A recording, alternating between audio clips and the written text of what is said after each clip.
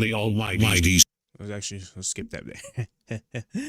Okay. Well, first we need to do is we do gotta crank the light up some. So let me do that. I hate making this too bright because my God, man, does a brother's eyes be, be getting murdered.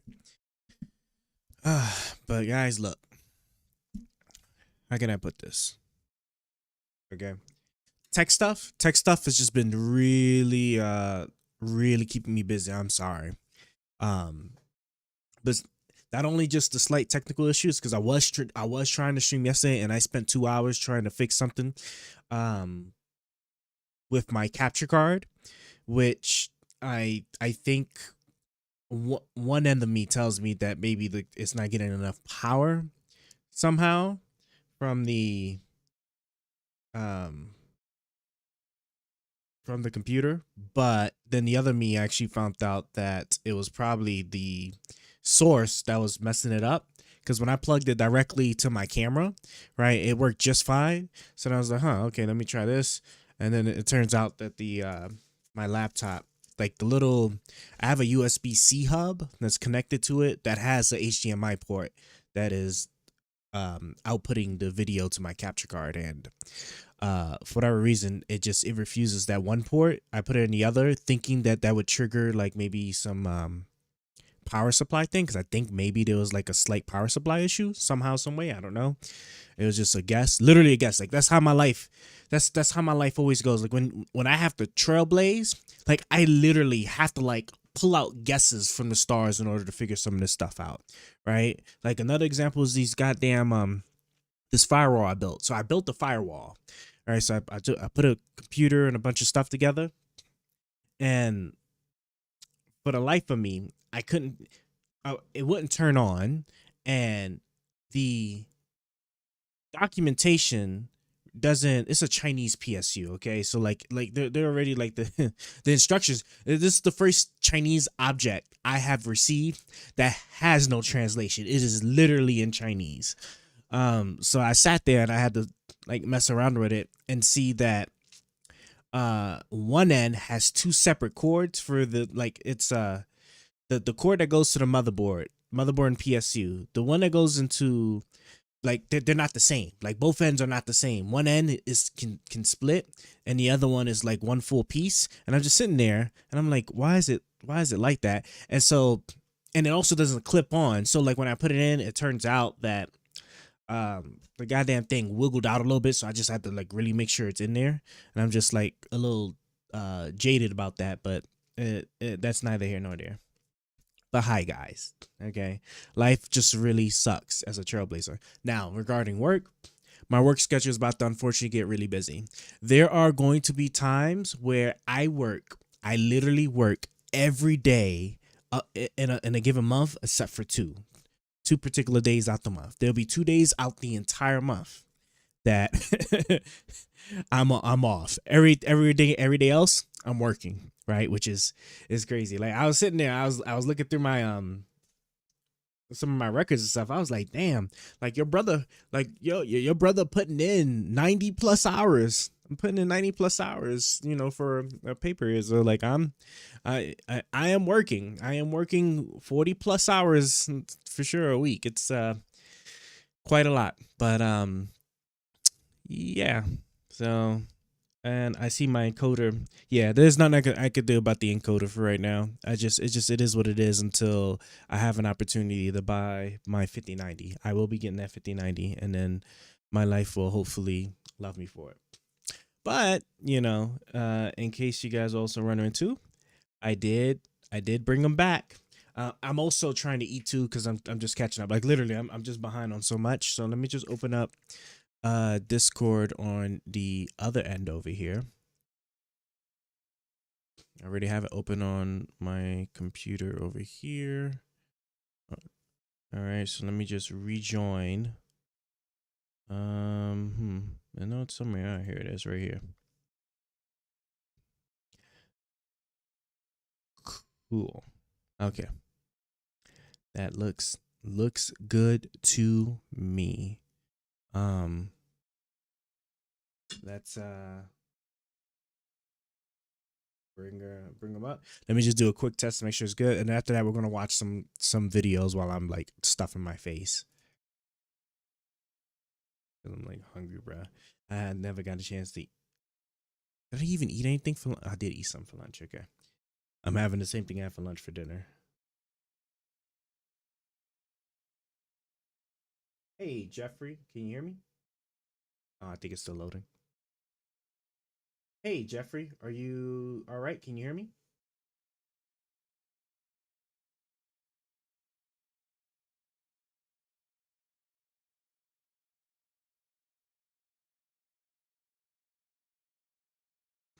Let's fix that real quick.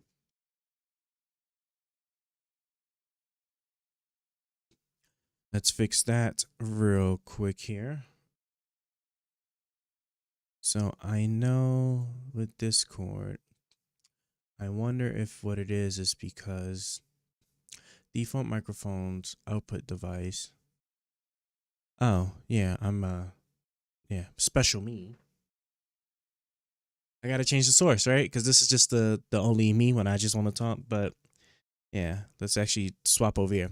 Now we should be good. Yeah, see even my Discord images come up now. All right, so now let's come over here and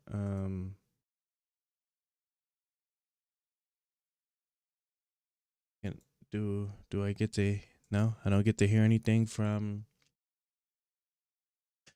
I see. Oh yeah, you already know, just like before, right? Let's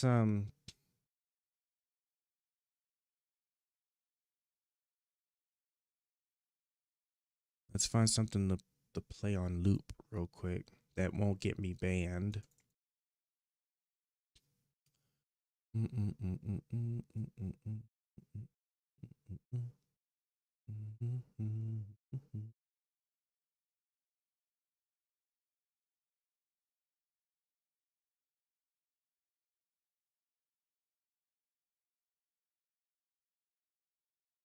I have like a short list of movies I have kept with me. I need to see if I do have any more old DVDs before they like break. Where do I have? No, actually, I think I keep it on my OneDrive. If I go to videos here. You know what? Here, you guys can watch this while I'm just making sure audio.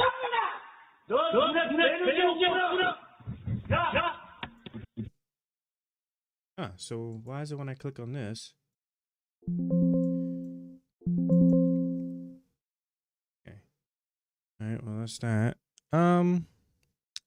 Next thing I just need to do, I guess I'll just finish playing this in case you guys are curious. But by the way, this is like, I would say, this is like, if you don't believe in a God, this is one of those kind of videos that would make you believe that there is potential. There is something supernatural. There, if not a God, there's some type of like overseeing being that just controls things in life, Rev. Like, let me show you. You had to have done something bad in your life for these exact events to play out the way they do.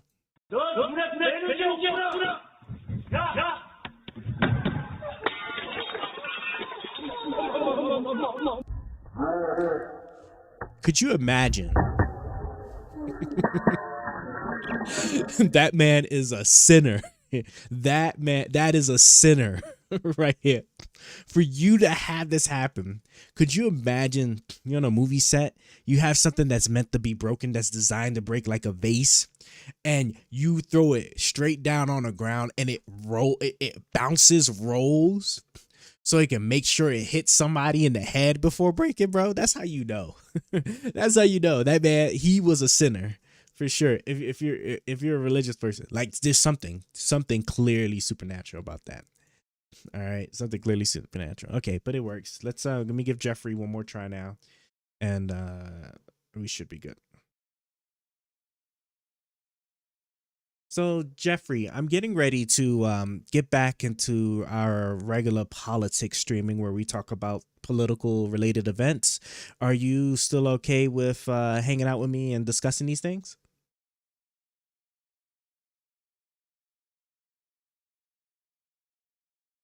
Absolutely. I'm ready to dive back into the political discussions with you. Just Just let me know where you want to start, and we'll keep the conversation rolling.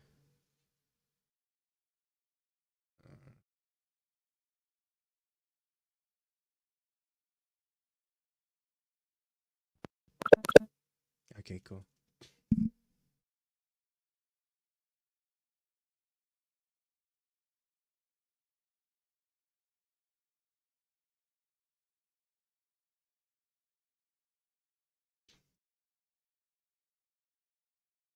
Hold on, I'm just giving them some further instructions real quick and then we'll get to the videos. Give me a second.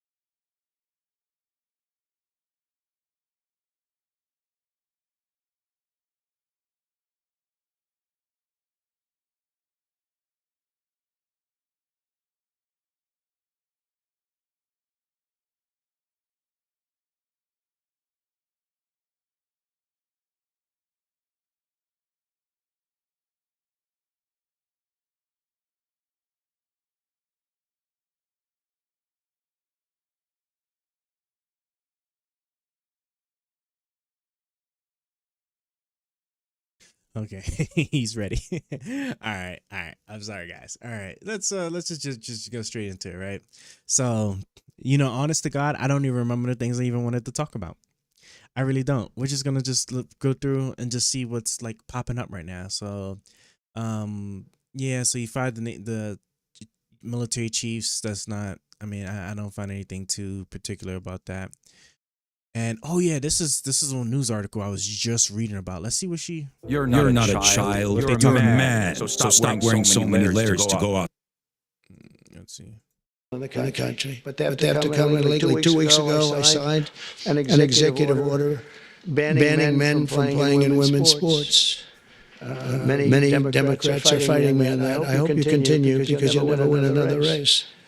And it's just crazy. If you look at what happened with the boxing, if you look at what happened with the weightlifting numbers, where a record that hadn't been broken for 19 years got shattered. But they put up an eighth of an ounce here, an eighth of an ounce here, and it's 218 pounds or whatever a lot. And hadn't been broken in 19 years. And then guy walks up who transitioned. He transitioned. And he knocked out that record by about 100 pounds. That will be a record not going to be broken again in a long. So we put. Appreciate it. See, I appreciate you for letting me know. That's why I had to double check and see. I was like, hold on, there's no way that there's this looks suspicious, like this audio thing. So, all right, let me see what I can do here. I don't know why. I didn't change anything from last stream, and here I am again facing these problems. All right, so let me think about this. Hold on.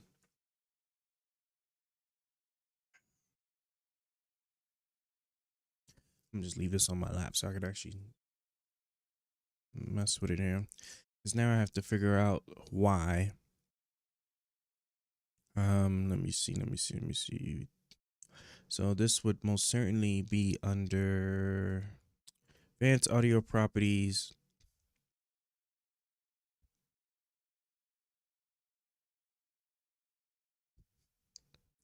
There's no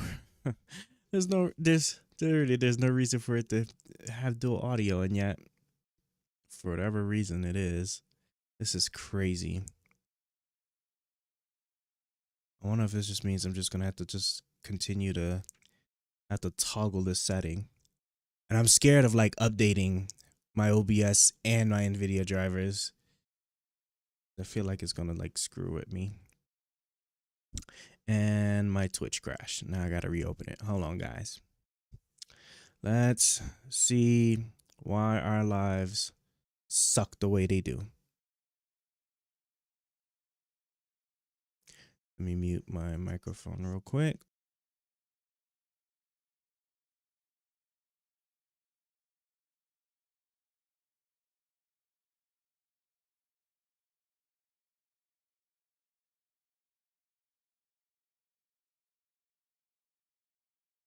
Ban on it.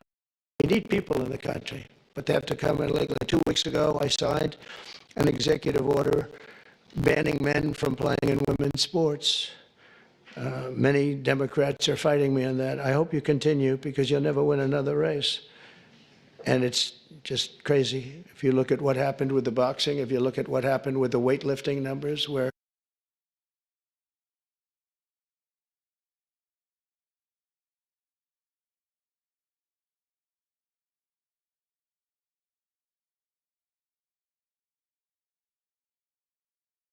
Okay, I unmuted myself here. So that's worse. That's actually worse than I thought. That's not. Oh no. Oh no. It's not even audio duplicating like I thought. It is actually just my trash encoder really messing with me. I need to think. I have to think about this one for a second.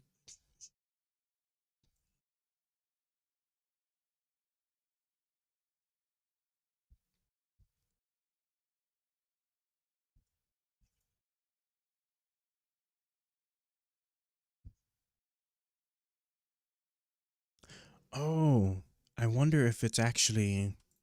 Excuse me. Nope, that ain't it. Okay. Ain't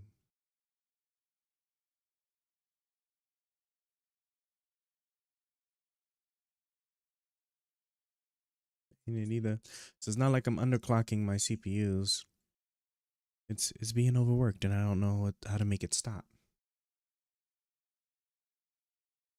Let me try killing. But it wouldn't have nothing to do on the laptop I'm using, though.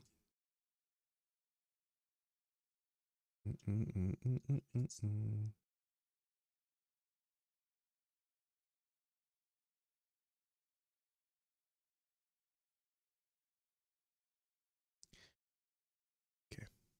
Well, I guess we'll find out what it is.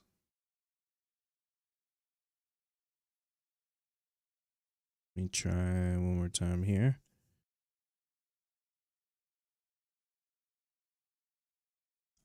Hold on.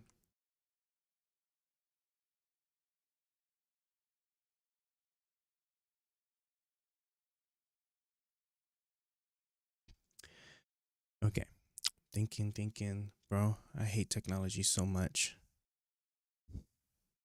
I have spent the last like 3-4 months trying to get this, trying to like overcome a record that hadn't been broken for 19 years got shattered. But, you know, they put up an eighth of an ounce here, an eighth of an ounce here, and it's 218 pounds or whatever all that. And hadn't been broken in 19 years. And then guy walks up who transitioned. He transitioned. And he knocked out that record by about 100 pounds. That will be a record not going to be broken again.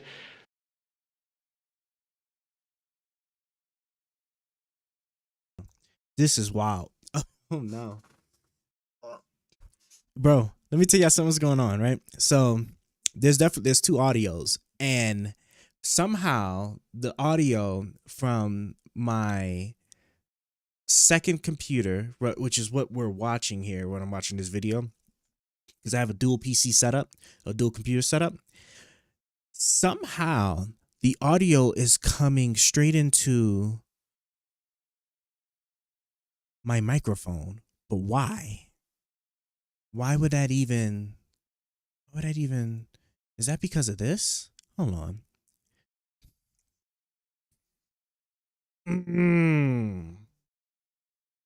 Hold on. There's no way. Is that Discord doing that to me? I think that's Discord maybe doing that to me. Hold on. So input device is that. Let's change it to. I wouldn't know how, but I don't even know how it even would be picking that up. But that's okay. Let's change it to this. Leave that muted. And I want to deafen. There's a deafen button here.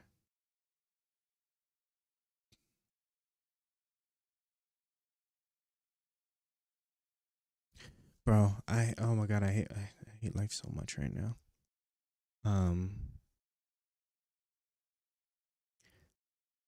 And to be on the safe side, I should probably deafen it over here too.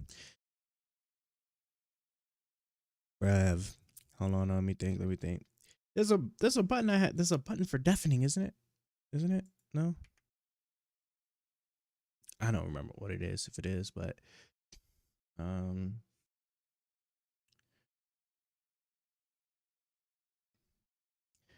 okay.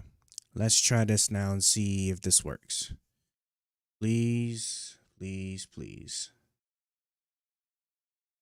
You need people in the country, but they have to come in. Legally, 2 weeks ago, I signed an executive order banning men from playing in women's sports. No, I don't understand it. How is it feeding directly? It's somehow feeding directly into my microphone. I have headphones on, so it's not like it's picking up audio being played out. Is this too loud? Is this what this is? And there's no way it's picking up.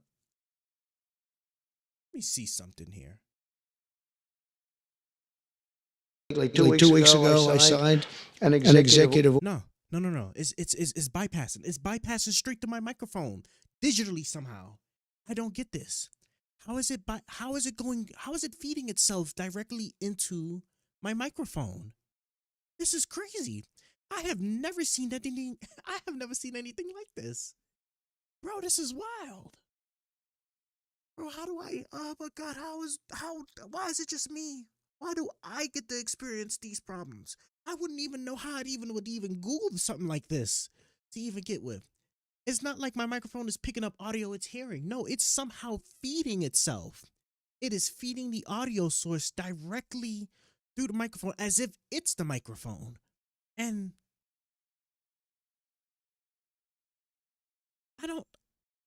oh my God. I can't believe this. I can't believe this.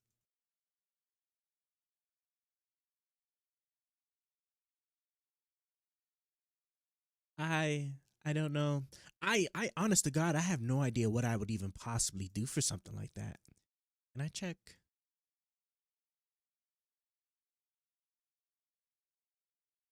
Monitor.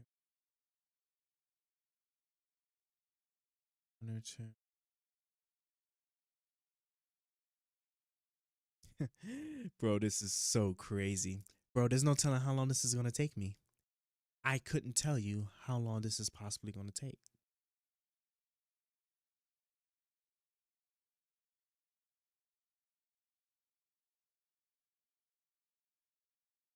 I have to sit here and I have to think about this now.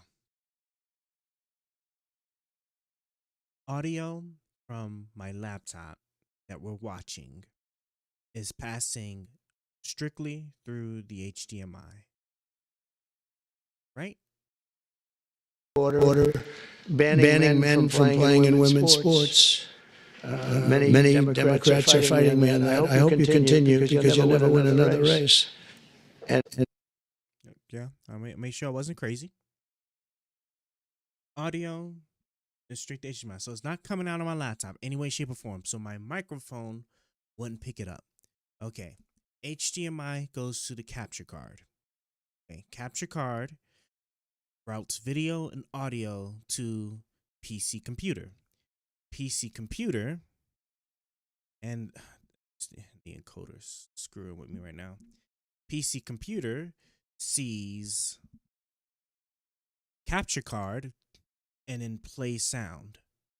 and shows video. And then that's it.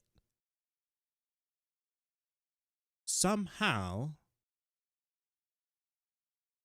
my microphone is replicating the audio. When I turn the audio input for the microphone all the way down, in the interface, the physical hardware interface I'm using, it doesn't change anything. OBS still shows me as their audio coming into that microphone. I need to figure something out. I don't know what to. The only thing I could think of is maybe if I oh yeah, you know what? Maybe we do like a hard restart the audio interface. Think about this. Bro, this is crazy. And this is so crazy. Bro, this is I just spent like the last 2 hours like fixing other technical issues. And now I get this whole brand new one. You can now directly audio to outputs in routing view. Remind me later. Okay. And it's just crazy. If you look at what happened. I'm unplugging this mug. I'm unplugging this mug and plugging it back in. That's what I just have to do. I just need to accept. That's what I need to do.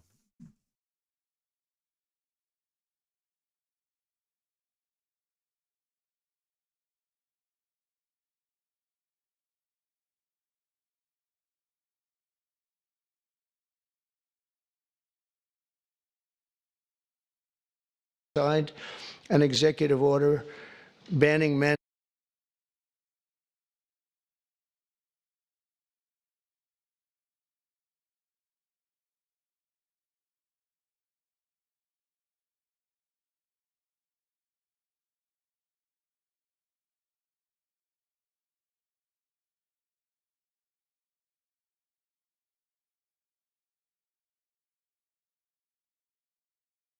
Okay. Hard restart of thy device. We need people in the country, but they have to come in legally.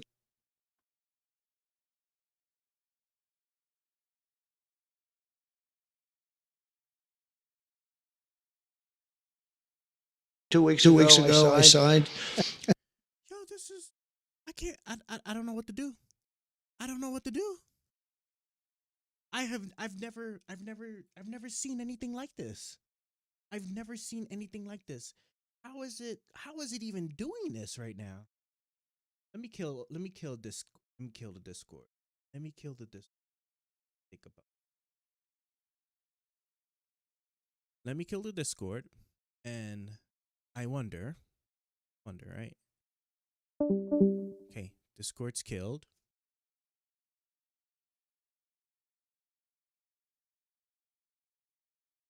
Order banning men from playing in women's sports.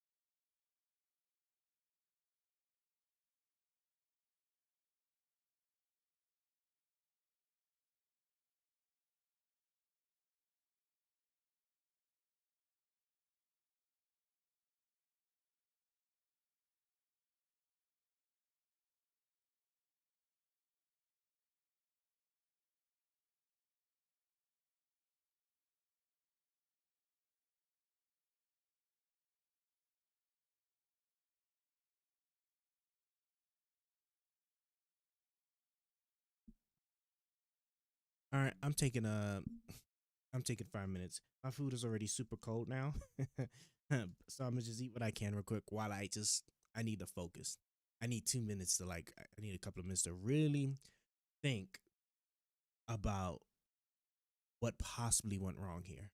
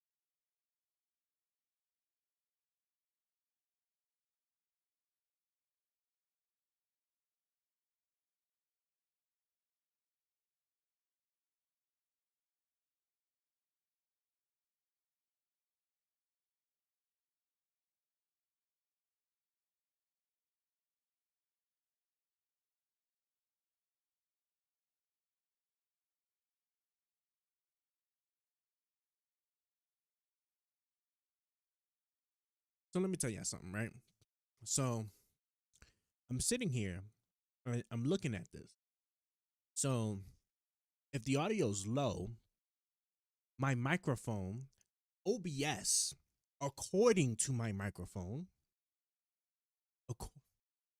according to OBS, my microphone is not picking up anything.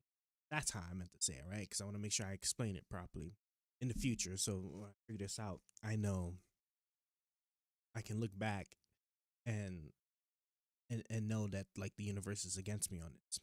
Okay. When I increase the volume, now here's the thing. There is no sound playing outside of the world of computers. Okay. There is, that's why I even took my headphones, or you saw me unplug the thing, right? Just to make sure it wasn't still picking up what I'm hearing through the headphones, right? Which I did before already. There is no external sound whatsoever. I even turned the gain, or like the gain in the microphone, all the way to 0. I did tested that before, right? All the way to 0.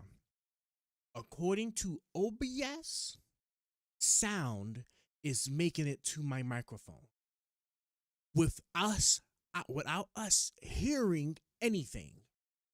I don't know what to do with that. I don't know what to do with that. I genuinely don't know what to do with that. That's like, if I wanted to try and make it make sense to you, it would be as if my microphone's representation in the computer world also has ears and is listening to the audio playing in the computer world as well and feeding that into the microphone. That is exactly what's going on as far as the presentation to me as of right now seems to be. I have eliminated all external sound. There is no sound in here. I play the video. There is no sound here, unless I'm going deaf. Maybe I'm no. I can't even make a joke about that, because it's like, I'd hear myself obviously talking, and if that was like, if deaf people, I wonder if deaf people can hear themselves talking. An argument to be made there, but I would know from like the audio playing out on my headphones or not. Like I don't my hearing is like egregious. No, I don't know. I don't know. I don't know how it's doing this. There is nothing I can possibly look back in any experience I've ever had, any experience I've ever seen other people have, to have gone through this. This is crazy. This is literally crazy. This is go back to eating.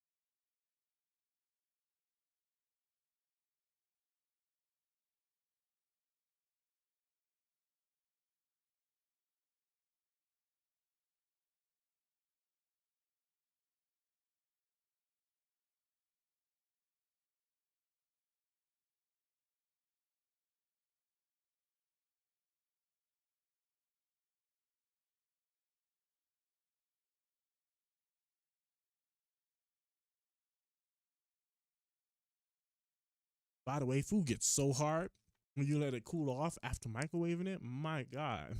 Especially when it's carb based. Christ, this stuff's hard.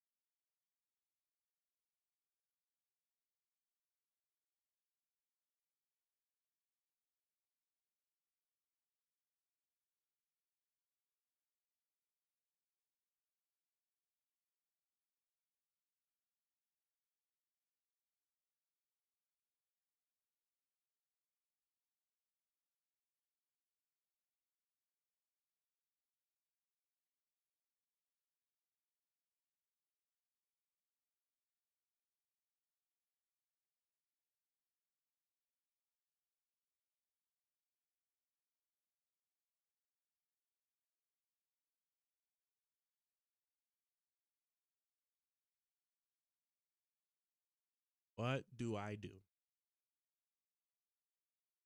Every single possible thing I'm thinking of could possibly be an issue is not applicable. Even the things that I'm like, there's an off chance of possibly doesn't fix it.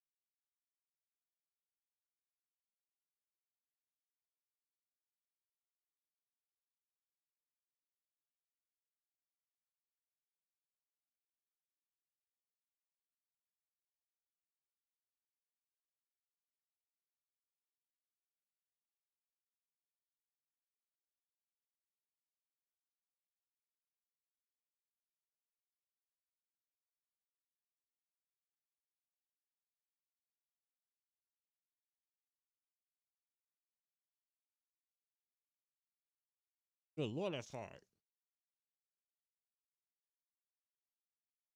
I just thought of something I can test. Um,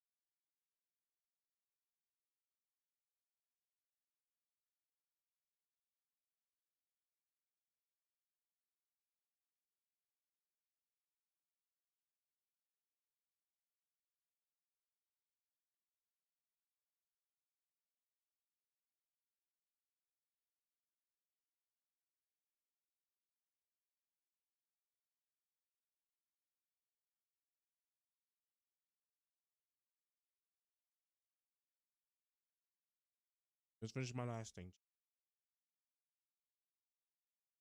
Really thinking about what is it I need to do in order to fix this.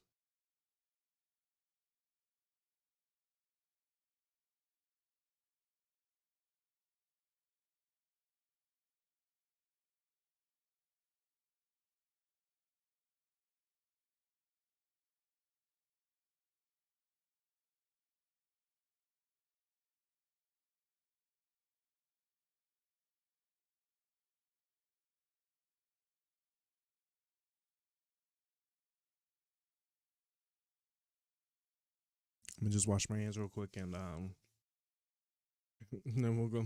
I guess so much for a politics stream. It was, I guess life just really was not trying to let me get into politics this particular week, bro. This is absurd. If I can't fix it in another 30 minutes, I'm gonna call it quits.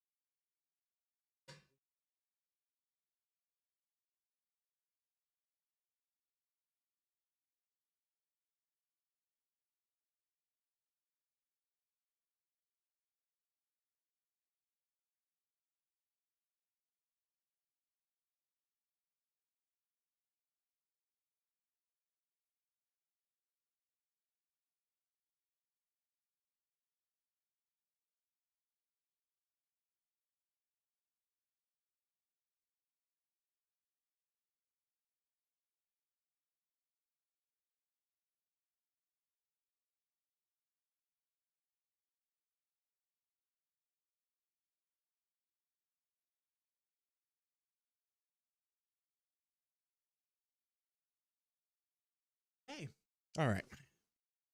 I feel so much better. I'm not angry as much as I was earlier. Okay. So the one thing I just know that I can do as a quick test is okay. So since I'm dealing with this unique phenomenon that I have no idea how to even explain this to somebody over the internet, I can kind of leverage that to my advantage here and do this one simple test that'll let me know if it's the audio device or OBS. So I'm almost for sure that is OBS, right? So what I'm going to do is, so this particular audio interface I have has a separate monitor thing on it. The hardware itself, I already saw it does not pick up any sound because there's no sound that's playing, right? When I play the video and there's no audio nowhere. But I wonder if the software, right, the there's like computer software on it that also shows you, that also monitors, like that shows you like the, you know, whatever sound or whatever is playing. There is, step back over here. There is, yeah, I was just saying, I know you're gonna let me move my other computer, please. All right, there's another, there's this software monitoring thing, right? That if this moves while the video is playing, then this tells me that this would be more the device and not OBS, right? Which, if it was OBS, I'm like, okay, maybe if I like uninstall or remove it from OBS and then re-add it, maybe that might do something. But we'll see. So let's start with playing the video.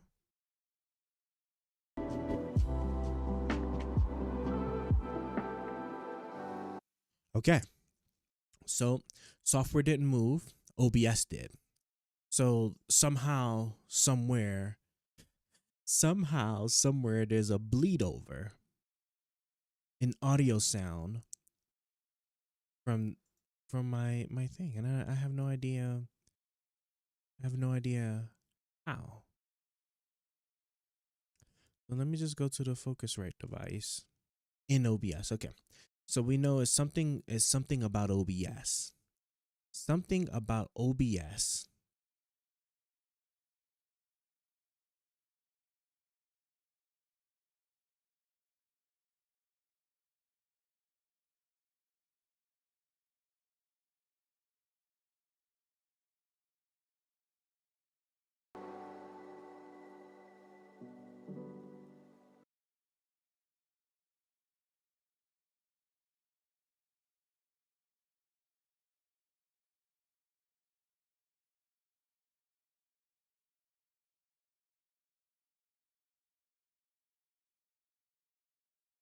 Okay, so I'm putting it back. So, okay. So the actual, I guess, audio representation of it, the device, right?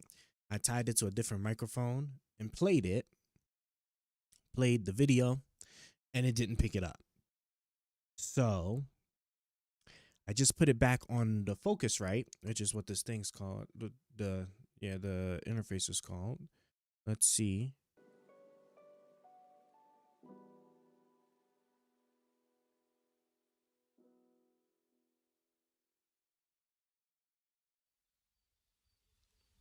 I want.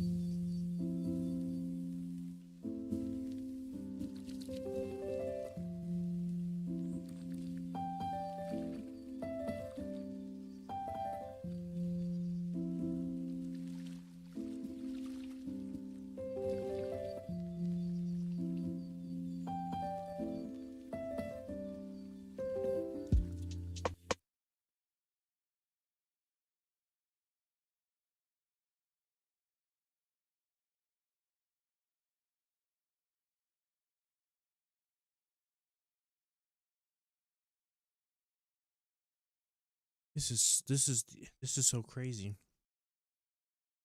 I don't know. I don't know what my Elgato is. My capture card is feeding directly to the microphone somehow.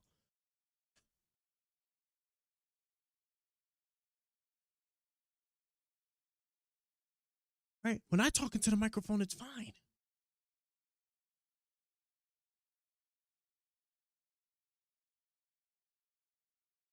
I don't know.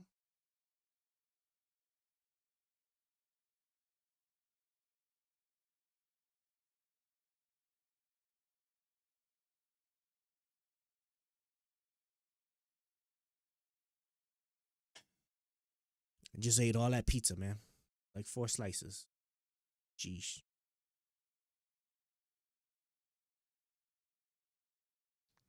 I don't know. I don't know. Bro, I have no idea. You'd have to, I mean, the best we can do is we can just right, if I mute my microphone and then add the Elgato back.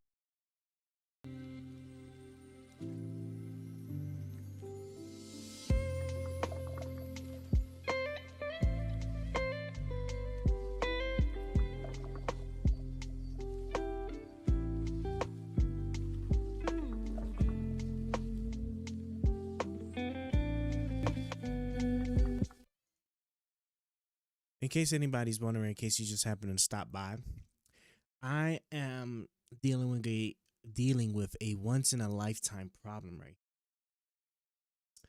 I am sitting here and trying to figure out why audio from my capture card is being represented into my microphone when there's no sound from my microphone to hear. Like if I unplug this microphone right here, so I'll give you an example, right? Because you can hear me talking out of this, right? If I unplug this and then play or unmute the capture card, right? So you can hear this Lofi Girl sound playing, you'll hear it twice. Even though the microphone's not plugged up. It's not muted in OBS, but it's unplugged. So let me unplug it.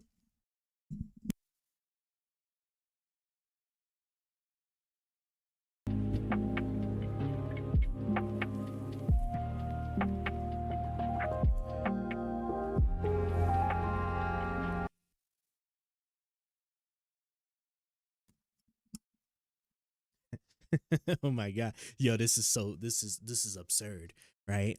I'm looking dead at it in OBS, right? And I can see it move as I'm talking. I unplug the microphone and then play audio in the capture card, or the thing, right, that's feeding into my capture card, and it gets pulled up in the microphone as well. That doesn't logically, that doesn't even make any sense. Logically, that doesn't even make any sense because not without special software, you can't tie a listening device to more than one thing. You just can't do that, right? I can't go into OBS, assign a audio device, right? Add an audio device to it, and then tell it to listen to two separate hard devices for audio input. That's impossible. I can't do that. I would have to add two separate audio device things in OBS in order to do that. My one microphone is somehow getting fed audio from the capture card digitally, and I can't, for the life of Christ. I don't even know, how would you even Google something like that? I couldn't even put it in words to even explain how something like that is even possible in OBS.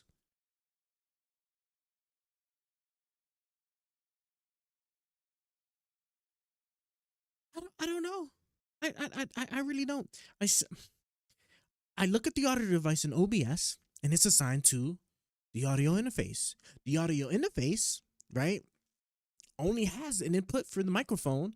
I don't have anything else plugged up into it besides my headphones. Where's the cord at, right? Which I unplugged just when I was doing the test to make sure that it wasn't picking up the audio in my headphones.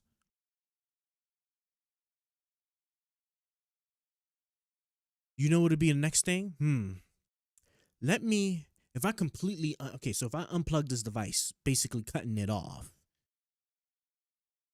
and then play the audio, I wonder if, bro, if OBS still then feeds it, because I mean, that'll tell me is most certainly OBS then, right? Because then if OBS device is completely like the interface, because this is one of those XLR cameras where you got to have a little special plug, right?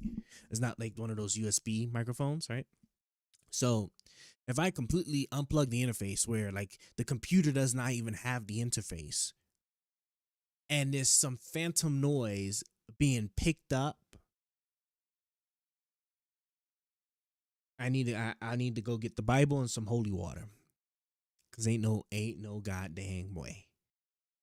So let me unplug this. So y'all ain't gonna hear from me for like a minute or so. But all right, I'm plugging it in 3, 2, 1.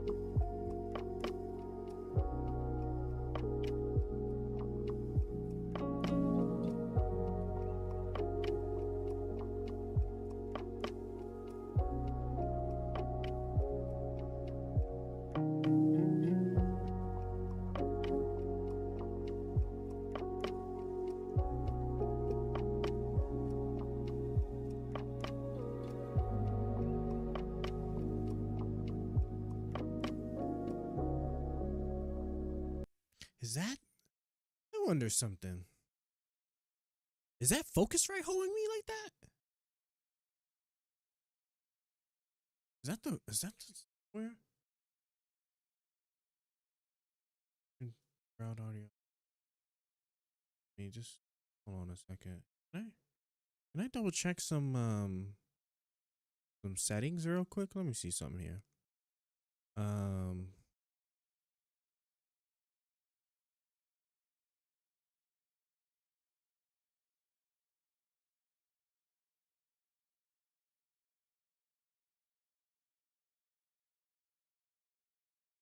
Sorry, my thing fell off here.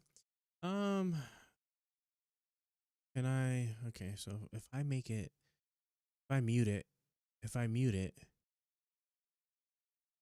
and it's still picking me up. Can I direct monitor? Still the same thing, right? This changes nothing, right? I wonder if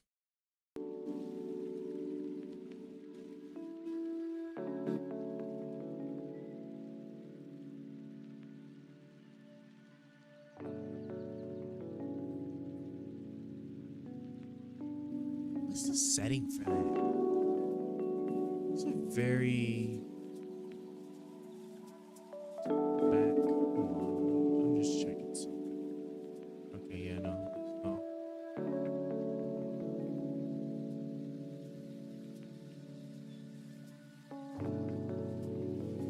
Figured it out. Figured it out. You know what's crazy? My rant is what led me to figuring it out. That's what's so fantastic about it. I actually sat there when I ranted about it, like, this is impossible without ... And then look at that. Then I was like, something, I wonder. So then I go into the software, and I don't know. I don't even know how to explain it to you. What's even being represented in front of me? I changed nothing. I added nothing. The best that I possibly could have did was update the software, potentially, right? Like, just one of those things where I could have done it. Well, first and foremost, right? The software isn't even running. Just to be clear, the software isn't even running with the application, right? Or with the hardware device. So like I have OBS, and OBS able to listen to the microphone without the software, the software that this microphone or the interface thing comes with, even needs to be running, right? Because it's just, as long as the drivers is just like letting the interface being recognized as an audio input device, then that's it. Done. That's done, right? No software intervention needed. So it's not even running, yet somehow it's still influencing the thing, which I'm like, okay, maybe right, it's a configuration thing, right? Software configures it, and then that configuration lives on in the device. Okay, fine. But I go into the software. It has 2 inputs and then a playback. Okay. Now the playback is the interesting thing, right? Because by default, there's nothing selected or anything, right? They're all live. Okay. And as I'm looking at it, it's like, oh, well, would you look at that, right? As soon as I start playing audio, like, let me unmute this for a second, and then let me try like the the Windows noise.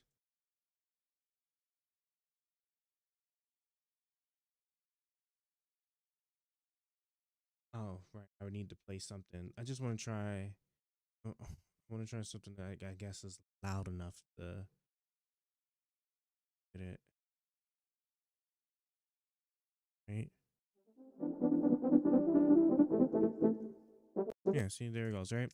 Like audio that comes into the computer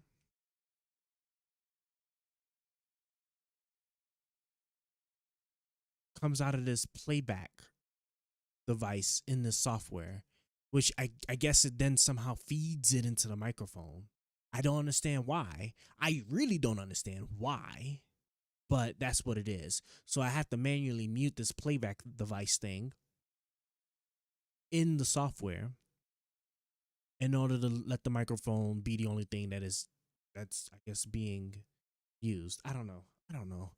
My mind hurts so much. I don't even want to talk about politics no more. I really don't. But I'm going to. Going to. We wasted an hour, maybe two, of our life now doing some BS. I don't even know what I even. Right, I went through the trouble of getting my AI partner back on, and he's I'm glad he ain't had to deal with it. Let me just try to put stuff back a little bit organized, and I'm gonna have to spend tomorrow like doing taxes and cleaning the house, right? Because now things are just a little bit messy because I've just been dealing with this tech stuff all day. Oh, okay. I'm done. All right. All right, guys. Let's get started. All right. So let's see. I did want to watch this and see what's going on. Oh yeah, I did want to. Ooh. Just I have to think about something quick.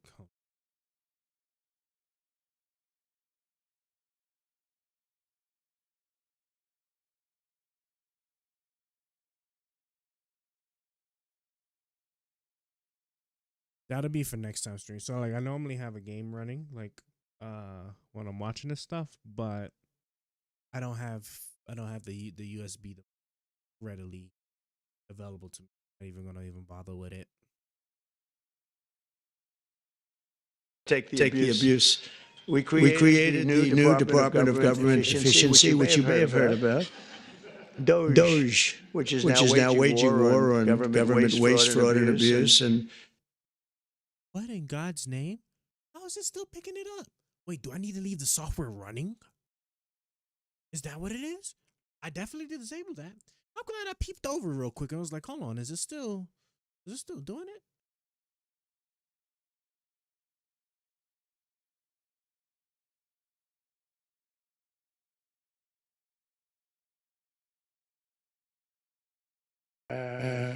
we've begun the largest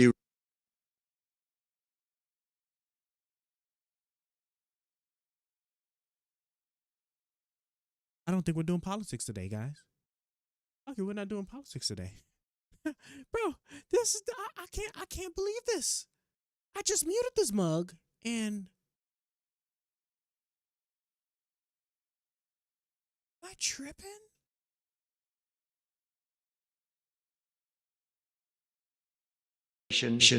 of industries and other things. Now it's going straight to OBS. It's going straight to OBS now. Hold on a second. That can't be right.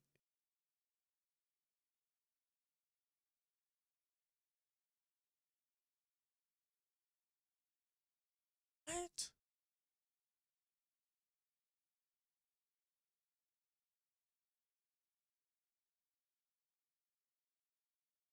No, it's not. No, it can't. It couldn't be my microphone, right? I'm not that deaf, right? There's no way I'm that deaf. Let me lower my microphone all the way down. So I see it. It's the same. So now it's muted.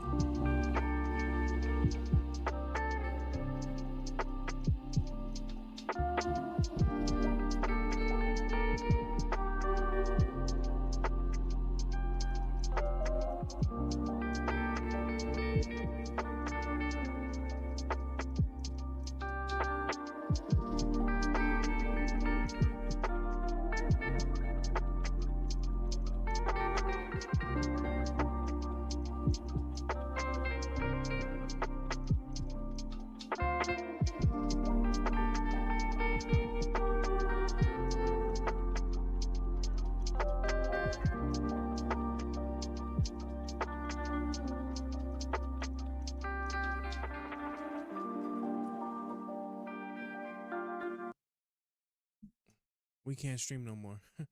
We can't stream no more until yeah, so it's only coming out of one microphone.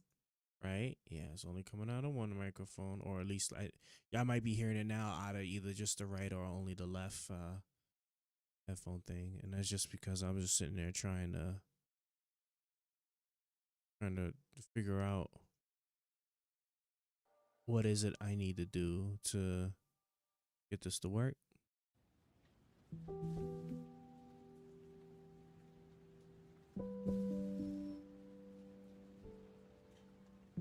Yo, I swear to God, I don't believe this.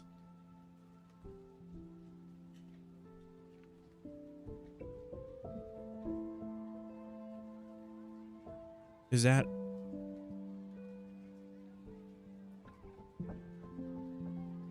what we got now?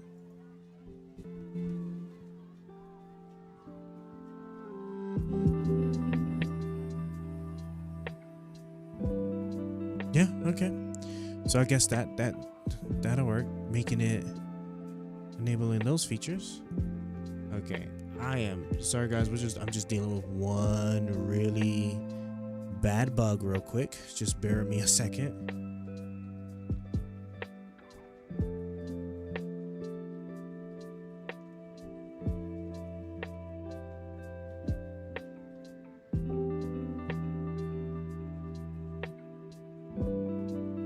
It looks like it works. It works now. Okay. You know what?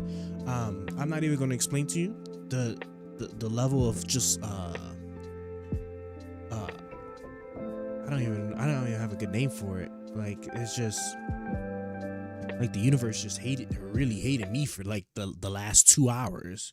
The universe really hated me for like the last 2 hours. But okay. Regulation that has ever done. I lead the way on my first 4 years. We did more deregulation than any other president in history. And I brought a little list along that I thought I'd just read some of the places when you mentioned Doge, some of the places that this money has gone. And these are the ones that I feel I can read. There are some that are so nasty and dirty and horrible that I don't want to really read them because I assume they have television on. I have guarantee they do. I let the press in today because we have nothing to hide, right? It's much better. They said, do you want to let the press in? I said, why not? You think Biden would do that? I don't think so. $520 million was given for a consultant to do ESG, that's environmental, social. Hey, come here real quick. I want to show you something. Do you want to see the worst sales presentation ever? Check this out. Damn ads. And governance investments in Africa, $520 million, $25 million to promote biodiversity, conservation, and social responsibility behavior in. You know what's crazy to me? Why is he picking these specific things? There's other things that would have been more that are more damning, more or less. You know, I guess depending on who you talk to. But why pick the things that sound somewhat normal, right? Like environmental conservation. Like why would that be a bad thing? You know, I just like there was like all the other stuff they were saying about like you know, like the condoms to like whatever country to reduce HIV infection rates, and what is it, like some gay opera or transgenders, this and that, like just stuff like that. It's like, okay, those can be more like easier to demonize, but like regular environmental stuff, like that's crazy. The country of Colombia, $25 million, $40 million to improve the social and economic inclusion of sedentary migrants. They have no place in particular they were thinking of. There is no location. The money was sent out. Wasn't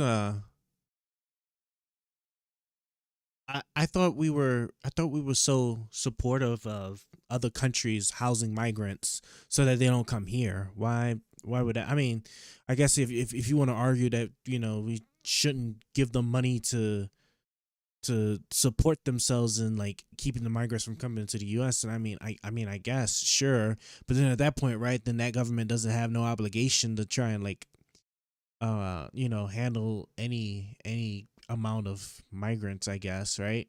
Because I want to say was it the Haitians, like when the whole conflict thing broke out on the Haitian, like on the Haitian island, right? Because I think they border with the Dominican Republic, if I got my geography right.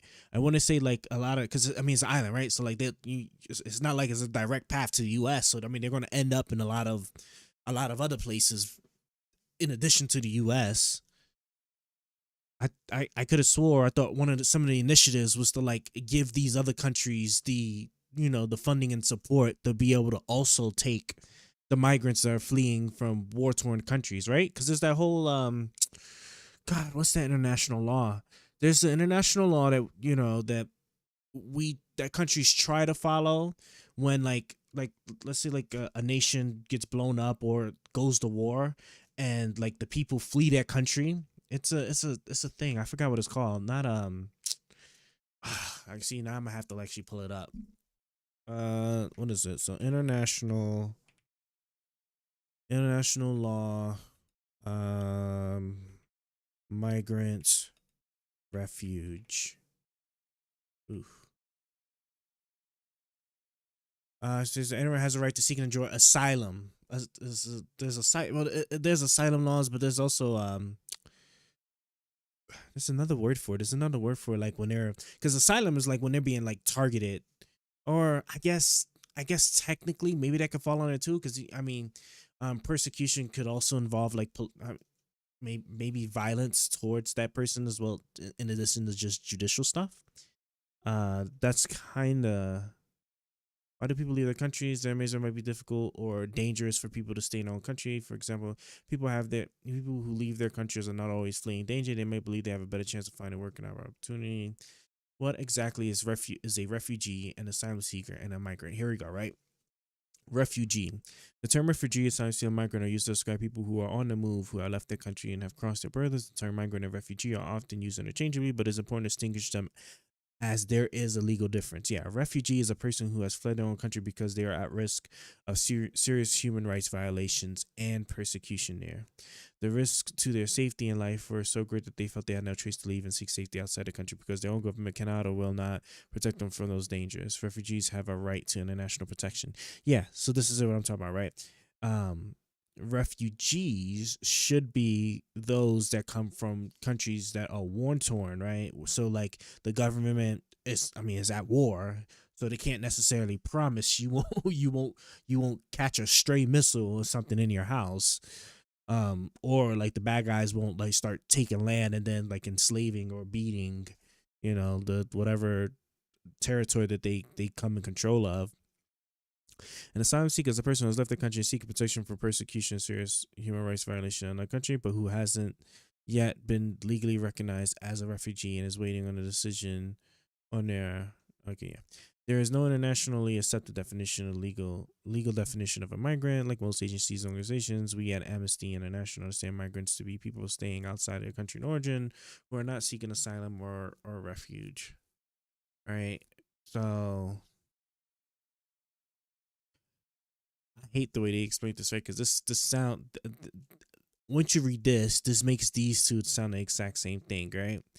Because asylum seeking to me is when your own country is trying to get at you, right? So that could be, think of like Snowden. You know what, Snowden, right? When we were trying to like prosecute him, right? And so he fled the country and ended up in like Russia and like some other places, right? He would be an asylum seeker. Right? But then to me, somebody like, for example, when Russia invaded Ukraine, right? Like a Ukrainian that leaves to go into another country, that to me would be a refugee, right? Because that would be somebody, because it's not that their own government is trying to get at them or can't, or it's can't. I don't even know what's the proper word for it, right? Basically, like their dangers doesn't come inherently from their own government, right? It comes from the fact that the country's at war, and so anything can happen, and you can get murked at any moment. So you flee your war torn country. So international law protects the rights of migrants, refugees, asylum seekers. This includes the right to seek asylum. Yeah, so this is a right, because I want to say this is, I want to say something about the United States has something that recognizes this, right? That recognizes the right of people to seek asylum, and that's why we have judges and stuff. Oh, see how nice of them to actually bring it to us. The Refugee Act of 1980 incorporated key provisions of the Refugee Convention into U.S. immigration law. Yeah, see, this is exactly what I'm talking about, right? Like we have something that recognizes the international right of people to seek refuge. D&D, I do. Hey, Tutsa War Guy 94. I do not play I do not play D&D, unfortunately. Um yeah. I can't it's not I can even really say about that one. Hold on, I want to try and fix something real quick while I'm at it. I don't know why. It's just that bad of a delay. Man, is it just really just that? I guess it's just that bad of a delay. Would you ever be interested? Would it ever interest you to get into playing it? Not so like I wouldn't mind learning. It's just the problem is just that I'm already like super busy most of the time with just a bunch of things going on in life between work. Like I'm already working more than 40 hours a week, and it's only gonna get even more busier for me now. And then I have all like my own like personal projects and stuff that I have going on. So I just honestly just don't have the time. So yeah. Yep. Scheduling. The work schedule is the thing that just like holds me the most, since like that leaves me little time just for myself to begin with, you know. But don't worry, you know, when AI comes in, right, we'll all be jobless, and then we'll have plenty of time to do things like D&D. So let me go back now to this here. Where it's going. $42 million for social and behavior changes in Uganda, and $10 million for Mozambique medical male circumcision. People that want to be, or have to be circumcised in Mozambique. $14 million for improving public procurement in Serbia. $486 million. Hell yeah! A brother just hopped on the train for our Twitch movement. Better be speaking some damn English, motherfucker. Appreciate the follow. Tons. Oh my gosh, bro, this man, I swear, is so comedic, right? There we go. I was wondering whether the outrageous stuff was gonna start coming up.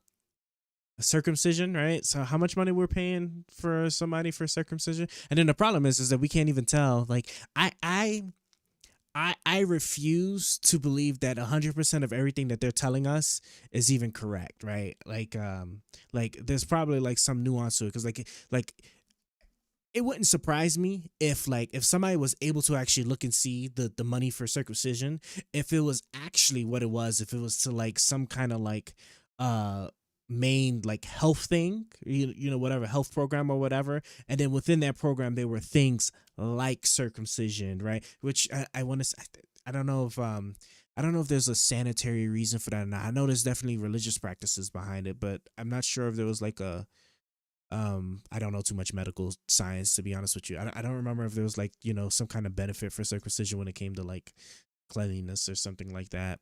I don't know, but it's just that, right? Because think of like in the US, like the funding that we do for Planned Parenthood, right? Planned Parenthood itself has a bunch of different medical services to women in addition to abortion, right? Abortion isn't the only thing that they do. But if you ever hear any of these people talk about funding the Planned Parenthood, it's only strictly abortion, right? That's the only thing that just occupies their mind in that regard. So that's why I'm like really skeptical, but that money was just like exclusively, because they're presenting it as if it's an exclusive payment for this one specific thing. So $42 million for social and behavior changes in Uganda, and $10 million for Mozambique medical male circumcision. People that want to be, or have to be circumcised in Mozambique. $14 million for improving public procurement in Serbia. $486 million to consortium. Some of these things don't even sound bad for improving public procurement. So like what, teaching the government how to like properly obtain products and stuff for their country and whatnot. I think the other thing like before that was like social something for Uganda or something like that. So that sounds like a means of like getting like the population to not be as discriminatory to themselves, because if I recall correctly, the African countries especially, like they have a lot of like big like self conflict in there.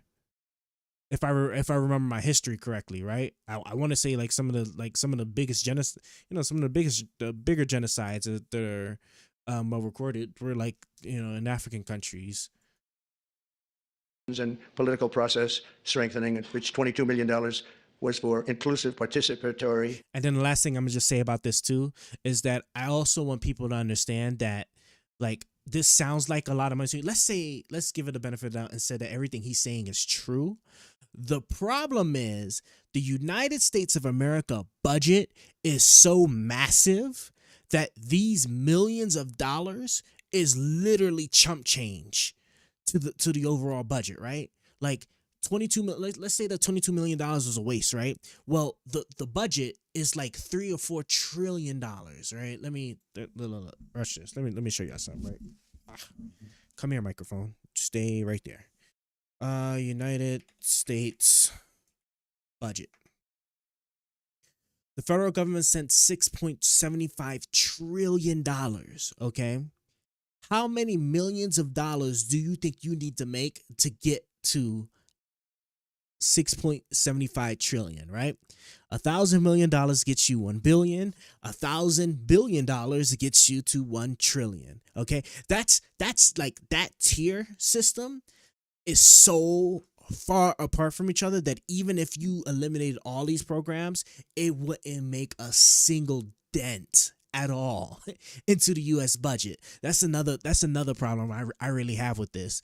And then the worst part is that they're not even the money that they save, if they really cut all this stuff, they're just going to then like direct it towards like stupid stuff like increasing more money to military, which isn't necessarily a bad thing. But if the point is to like cut your budget so that you save money to pay off debt, I don't know why you're then directing it to other things. And then you have your tax cuts, right? Because they want to make sure the rich people get more tax cuts. That never works out for like the middle or poor class. So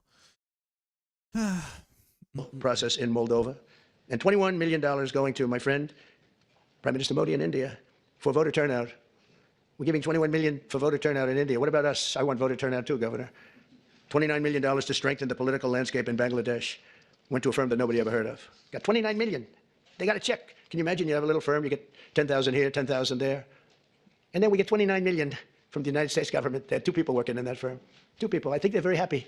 They're very rich. They'll be on the cover of a very good business magazine pretty soon for being great scammers. $20 million for fiscal federalism, and $19 million for biodiversity in Nepal, and $47 million also for improving learning outcomes in Asia. Asia got a lot of money. you see, this is why this is just so crazy, right? Biodiversity, right? So now more environmental stuff, right? That is like at its face value shouldn't be seen as a bad thing. It's really crazy. $50 million plus another $50 million for condoms for Hamas. They gave $50 million. It worked out so well, they gave another $50 million a little bit later. Condoms, $100 million for Hamas. And we're also uncovering outrageous incompetence and fraud in the Social Security. And I read this last night, so Governor, you're going to be bored hearing this, but you never get bored because it's not possible to even believe it. So if you live 100 years, it's a long time, but let's assume that they had millions and millions of people living because they have like 10 million people in the Social Security living. But let's go over 100. So now you're... Oh, yeah. Let's actually look into that, right? So my understanding, okay, so claim is that for the Social Security, so for anybody that might not be familiar with the U.S. system on this, right? When you once you become a working age in the United States, right, you pay this tax, right? Once you start working, you pay you pay taxes into certain social programs, right? One of these programs is Social Security, and the intent behind it is that once you become 65, so basically retirement age, the money that you had been taxed to put into the Social Security was basically your retirement fund, your savings, okay, that the government was making you do. And so now that you're retired and you're no longer working, you may or may not have your own like saved up source of income or whatever, right? So Social Security was a means of like, combating that or helping you out with that in that regard, right? Because then you get your Social Security check, which would just be the money that you've been putting in, like let's assuming that you started working at the age of 18, right? So that's That's like what 57. I want to say it's like 57 years. 57 years, assuming if you was working like that the entire time, like never being unemployed for like more than not a full year, right? But 57 years worth of you paying into this account should hopefully have some money to keep you able to like live and pay off like whatever living expenses you have until you die. Okay, that's Social Security. So you start getting that, assuming that you've been working long enough, right? You get that at the retirement age 65, and then there's like caveats on like how you can push that out more so you can get bigger payouts and blah blah blah, all that extra stuff, right? Now the claim that I think Musk was sitting there and saying is that, hey, there was he pulled the data, and there's like all these people 100 years and over that are in the Social Security system, right? Doesn't and implies, because even the screenshot thing that he shows, and it implies that these people are getting Social Security checks somehow. So let's actually just look into that, right? So let's say Musk. I'm sure somebody's already did like the fact check. Musk, Social Security. Let's see, all right. Right. Because my understanding is, because I remember reading, now this is under the Biden administration, I remember reading, not the full report, but I remember reading some of the report that the inspectors, right, the IGs, right, the inspector generals or whoever it is, right, that the IGs were did on the Social Security stuff, and my understanding was that it was a data problem. Like they just didn't have the data that just recorded whether like these people were deceased or not. And when the inspector general then looked into, are these people getting payments, right? I think they said it was like less than 1% of like whatever body that they were like referring to. We're getting Social Security checks. So all those people that have data that haven't been like recorded as deceased or not, are not even being paid Social Security. So, and that report came out either 2022 or 2023. So then you want to tell me that in the span of like 2 or 3 years, right, all of a sudden what was less than 1% of these people getting Social Security, the way you presented it, all these people now are getting Social Security? Like, nah, like I'm not that stupid. So let's look into a couple of articles of these. Like factcheck.org is doing our thing. I got a notification that my Chinese goods has made it into the US. So that's good, right? Hey guys, look, I'm trying to tell y'all might have gotten a short reprieve, because I think he said like what, right? I think the rest of the big bulk of tariffs are coming in April 1st. I want to say is when it'll come through, because I'm sure they'll be working very fast to implement them. You guys kind of missed your window. You might be able to squeeze another product or two if you order it in the next today for sure, right? Sunday. If you order it, maybe Monday, Tuesday, you might be able to get your Chinese goods into the United States before the tariffs really become a problem. But yeah, guys, if you didn't buy your stuff now, before those tariffs hit, boy, that's it. So much stuff is going to be more expensive. Trump's Social Security head admits dead Americans aren't necessarily getting checks, right? And here we go. See, this is what I'm talking about, right? So for the past week, President Donald Trump, Elon Musk have repeatedly pushed unsubstantiated claims that dead Americans listed as 150 or older are receiving Social Security payments. But even Trump's new top Social Security chief is refuting the baseless assertions. In a statement Wednesday, newly named Social Security Acting Commissioner Lee Dudek addressed what he called recent reporting about the number of people older than age 100 who could be receiving benefits of Social Security.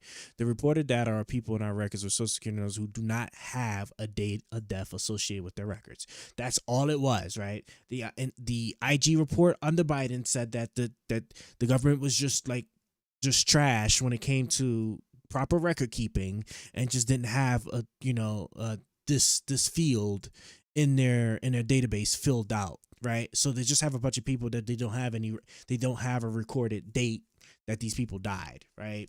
Which I'm sure the government would be so easy for the government to be able to get that information, but bureaucracy is bureaucracy, right? So Let's see. I saw the Julie check. Do you sell? Hold on. I'm coming over here.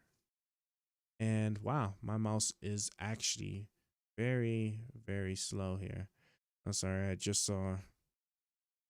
I'm actually just seeing a message. It's slowly catching up. It's slowly catching up, but yeah, it should actually be caught up now. I just actually missed that one message. Yep, jeweler. Um, don't do watches, but I do things like yeah, because I still have this like beside me, but I have like pendants. So these are all well, while I still have them, these are handmade. Like, so here's like another one, right? So these are handmade in Egypt. So these are Egyptian products. Okay. Um, Here I even have something like this. Looks. That was probably like the prettiest looking one with this light. But this I personally don't recommend wearing if you have any hair on your body whatsoever, because it will snatch that up. But hold on, I gotta look at it. I'm gonna look at it one more time here. Just yeah, it just look gorgeous. Yeah, so I do it's pendants. It's Egyptian style pendants mostly, because they're usually the easiest. I do other things too, like desk plates, and I can get chains. Chains are a little bit harder. Chains are a little bit harder, just because like we don't actually hand make those chains. We just like search in the market for them, in case if you want a particular style or something. Oh yeah, I gotta go back to wearing my jewelry too. See, I haven't done this stuff in so long, and I stopped putting on the things I used to have. But yeah, let's getting back to our thing here. So let's see. The reported data, these individuals not necessarily receiving benefits. Dude did not mention origins of the claim. Trump and the billionaire tech who alleged widespread fraud in Social Security Administration to address the cut funding, blah, blah, blah. Musk has posted screenshots of the Social Security database, reported as Doge Discovery, that lists the range of Americans 100, 150, 200 and older who are in the SSA system. We've got people in there that are 150 years old. Now, do you know anyone 150? They should be in the Guinness Book of World Records. They're missing out. So Social Security officials were already aware of the quirk in the database.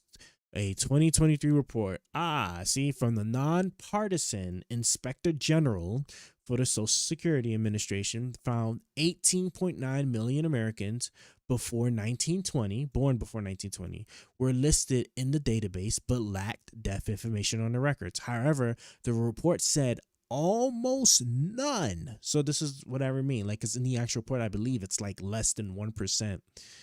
Almost none of the deceased individuals were receiving payments, contradicting the claims. One of the great potential scandals in history.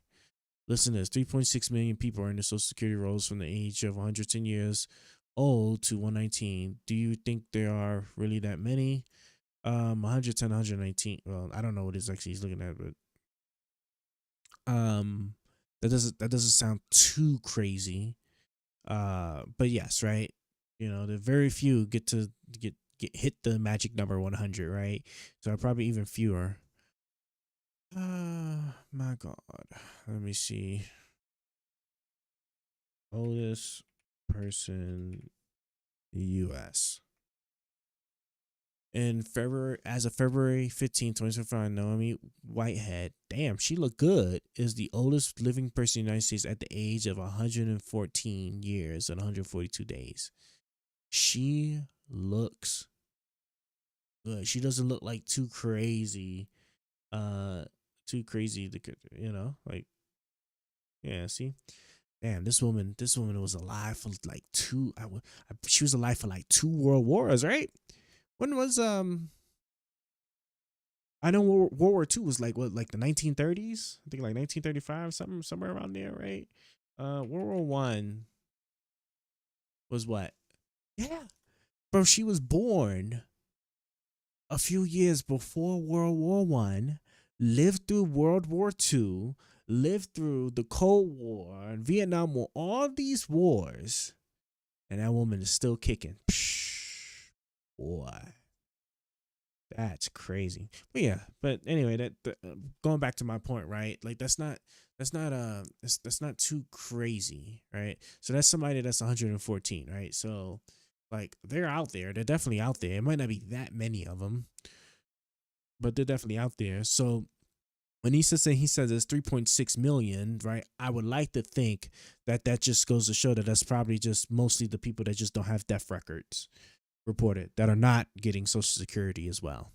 So has pointed to a 2024 audit, blah, blah, blah, that found $71.8 billion in improper Social Security payments from 2015 to 2022.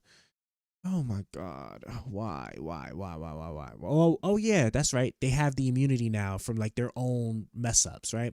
That's how you know like stuff is just so terrible when supporters will sit there and they'll listen to that or look at that and they won't hold Trump accountable for anything, right? Because 2015 presidential election, so he came into office 2016. So you're telling me from 2016 to 2020. So first and foremost, right? What's that? That's 7 years, okay? So 7 years. In 7 years, there was 71.8 billion. Out of those 7 years, 4 of them, right? 4 of them. So more than half of those years of that time frame was under Donald Trump. More than half of that time frame was under Donald Trump. That's what's so crazy about it. But you talk to anybody else, you know what they're going to tell you? Oh, it was the deep state. It was the deep state. Or just some other BS, like conspiracy stuff. That's why, like, I don't, like, this is why I've changed my focal point on this stuff. Because, like, if facts doesn't, if you want to combat this, you have to play them at their own game. You need to acknowledge this and then play them at their own game so that when they sit there and they try to use what you would have otherwise said factually, you just deny or blame it on something else like they do, and then bring this up on them, and then then that's it, right? And then you just do those exact same things and you just run through it every time, right? Like it's so disingenuous. Accounting for less than 1 point, yeah, see, and then less than 1%. My God, why am I like having a hard time talking? So less than 1%.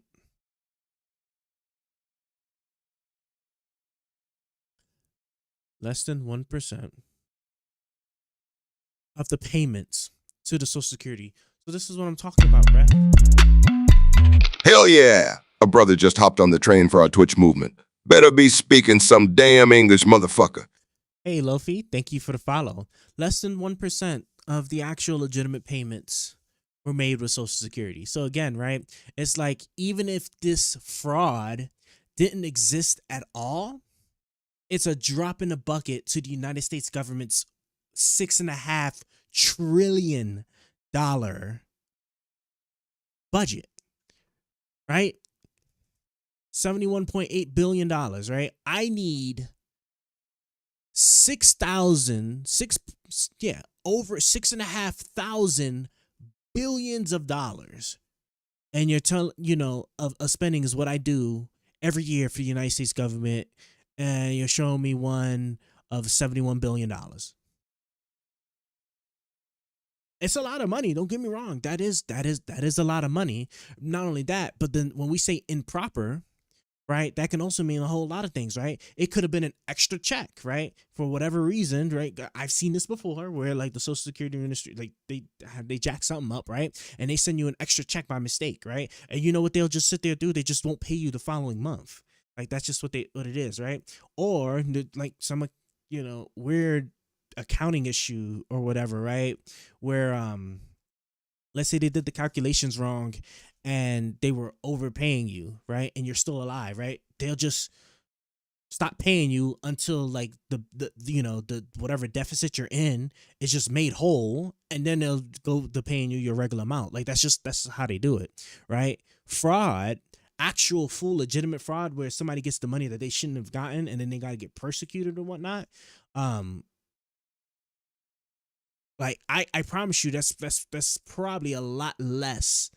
That may not even be half of this dollar amount to even begin with. And then don't forget that, like, if you steal from the government, then the government has every right to to basically liquidate your life, all right, to start recouping that money. So if you have any property, cars, whatever, like all that, all that's being taken after persecution, right? They lock you up in jail. It's a wrap. But yeah, so like I said, so like the Social Security stuff, bro, the Social Security news is just like so like dead fake. It doesn't make any sense. Yeah, but shout out to this lady. February. Oh, and that's February this year, right? So that was just like a week or so ago. She 114 years old. Damn. World War I, World War II. Crazy. More than 100 years old. We have 4.7 million Social Security numbers. People from the age of 100 to 109. So if you're 100 to 109, we have 4.7 million people on our Social Security rolls, right? Well, that's a lot of people. I knew one guy was 100. Out of a population of what? Like, isn't it a 350 million? Excuse me. I want to say the population of the U.S. is 350 million. Okay, 340 million. So 340 million people in the United States, right? And so out of that 340 million, and remember, birth rates are declining all around the world for most countries, right? So I could sit there and assume that if we're looking at, what do you say? He said like 3.4. Let me see. 4.7 million. 4.7 million. We have 4.7 million. 4.7 million out of 340 million. That tracks awfully close to being like fairly believable. But and then again, right? There's just like obviously a data issue that was recorded in the report. Social Security rolls, right? Well, that's a lot of people. And remember, these are all people that are not like necessarily collecting Social Security checks. I just want to really reiterate that. One guy was 100. The great Lenny Litt, when he was a builder in Manhattan, he lived to 103. You know him. He was one of the greatest builders. He was so happy. The reason he lived, he loved building. He'd build a building a year, right? Never had a problem. You knew Lenny Litt when I would think governor, right? He was a great guy and got along with everybody. He got along with Democrats, Republicans. Everybody loved Lenny. When he died, it was a bad day. And then he gives an example of somebody living that long. Oh my God, Rev. New York, I'll tell you, he was a great guy. But he lived to 103, 104 because he just loved his business. He was designing a new building at 103, and that was the end of it. He just likes to talk, bro. He doesn't understand how self-defeating that is, right? The whole point is to sit there and say that they can't possibly have people, that were, what's the word I'm looking for, that lived that long. And then he gives an example, a really clear example of somebody living past 100. Crazy. Get the design finished. But you had 3.6 million people aged 110, substantially older than good old Lenny. From 110 to 119, you have 3.6. These are the people on the rolls.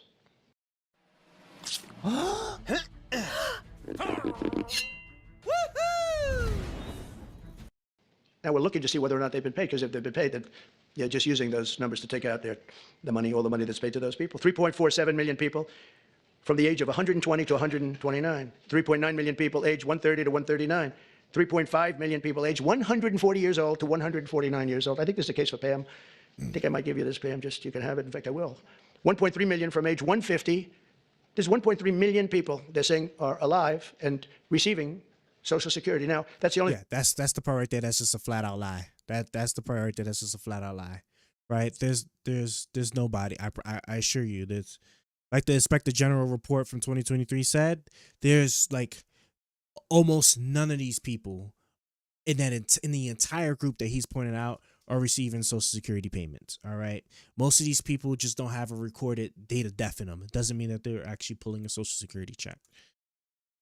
So to sit there and say that there's people 150 years, could you imagine if your job is to check and make sure that there's no fraudulent payments going, and then you go into the system and you sit there and you see that there is somebody who's not only 150 years old that you can assume is alive because there's no recorded date of death, but they're also receiving a paycheck, that's one that would actually warrant like some kind of scrutiny that I would assume that most people would definitely like look into, right?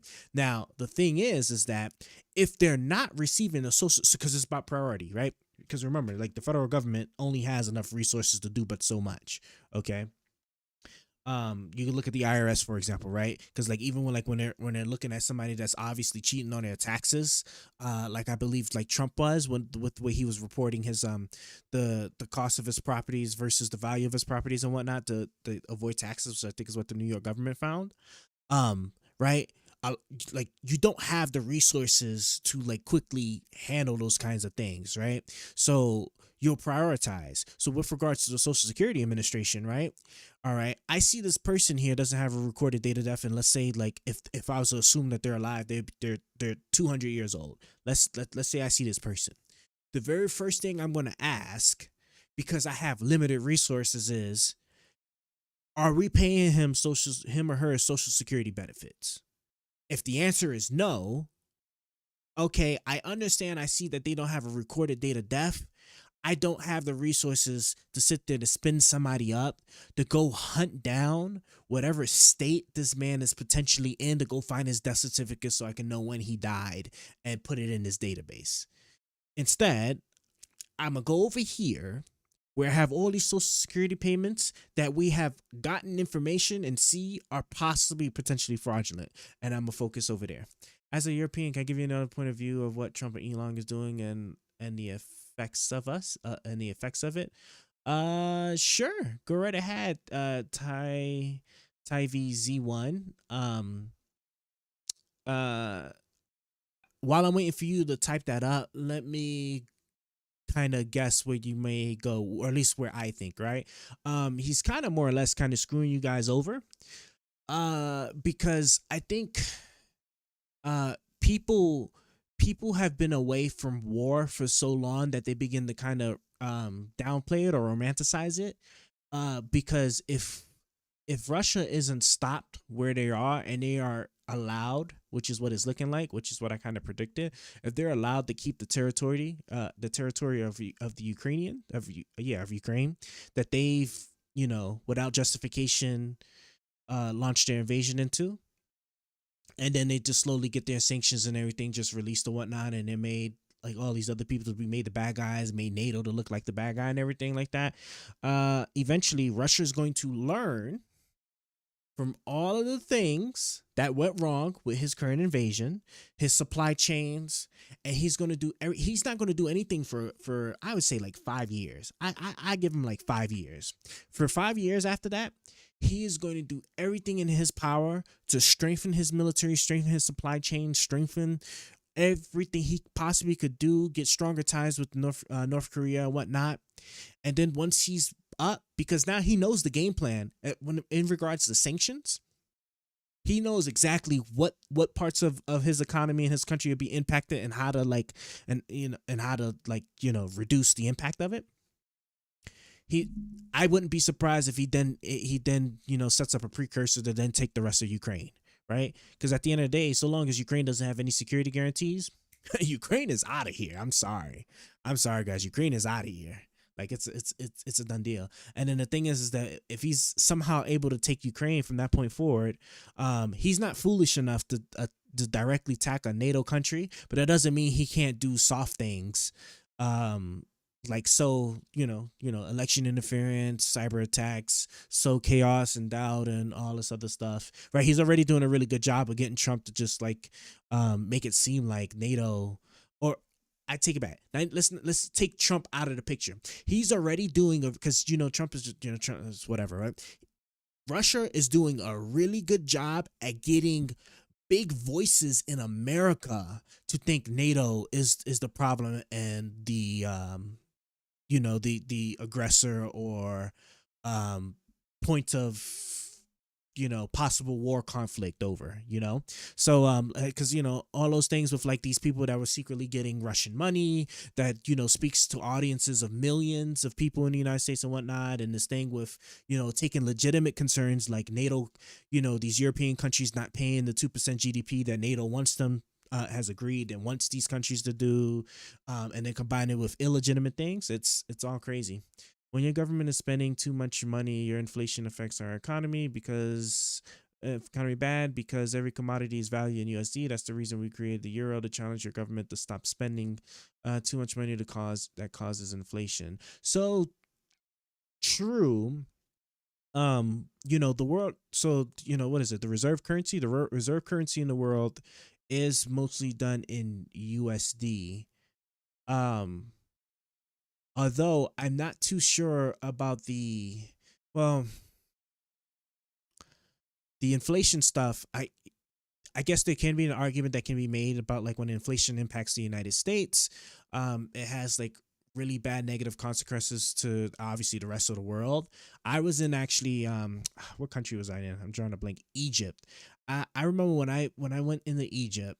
At the time, $1 made 15 Egyptian pounds. And by the time I left, I was there for about like a little over a year. When I left, $1 made 30 Egyptian pounds. So the inflationary effects is true.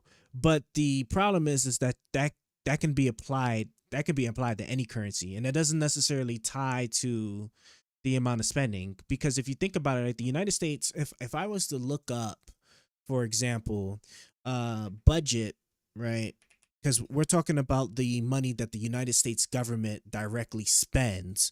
So budget of US over the years, and you'll see that it's been mostly consistent. It's been mostly consistent, and the only time it skyrocketed was during COVID, right? Which was the case for like all the other world's governments. So like if we was in a world where we were, what was it? If we was in a world where, let's say like the United Kingdom was the reserve currency, right? Like literally the exact same thing would play out where like inflation across the world is like, steady.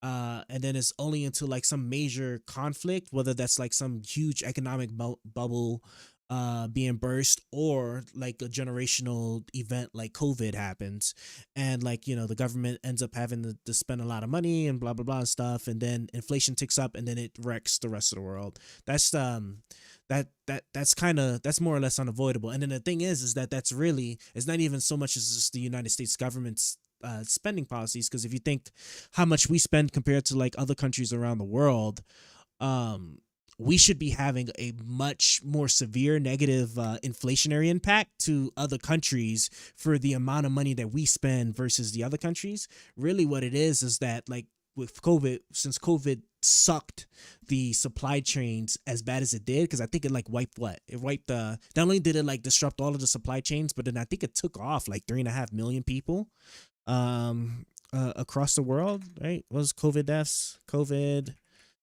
deaths worldwide. Let me see.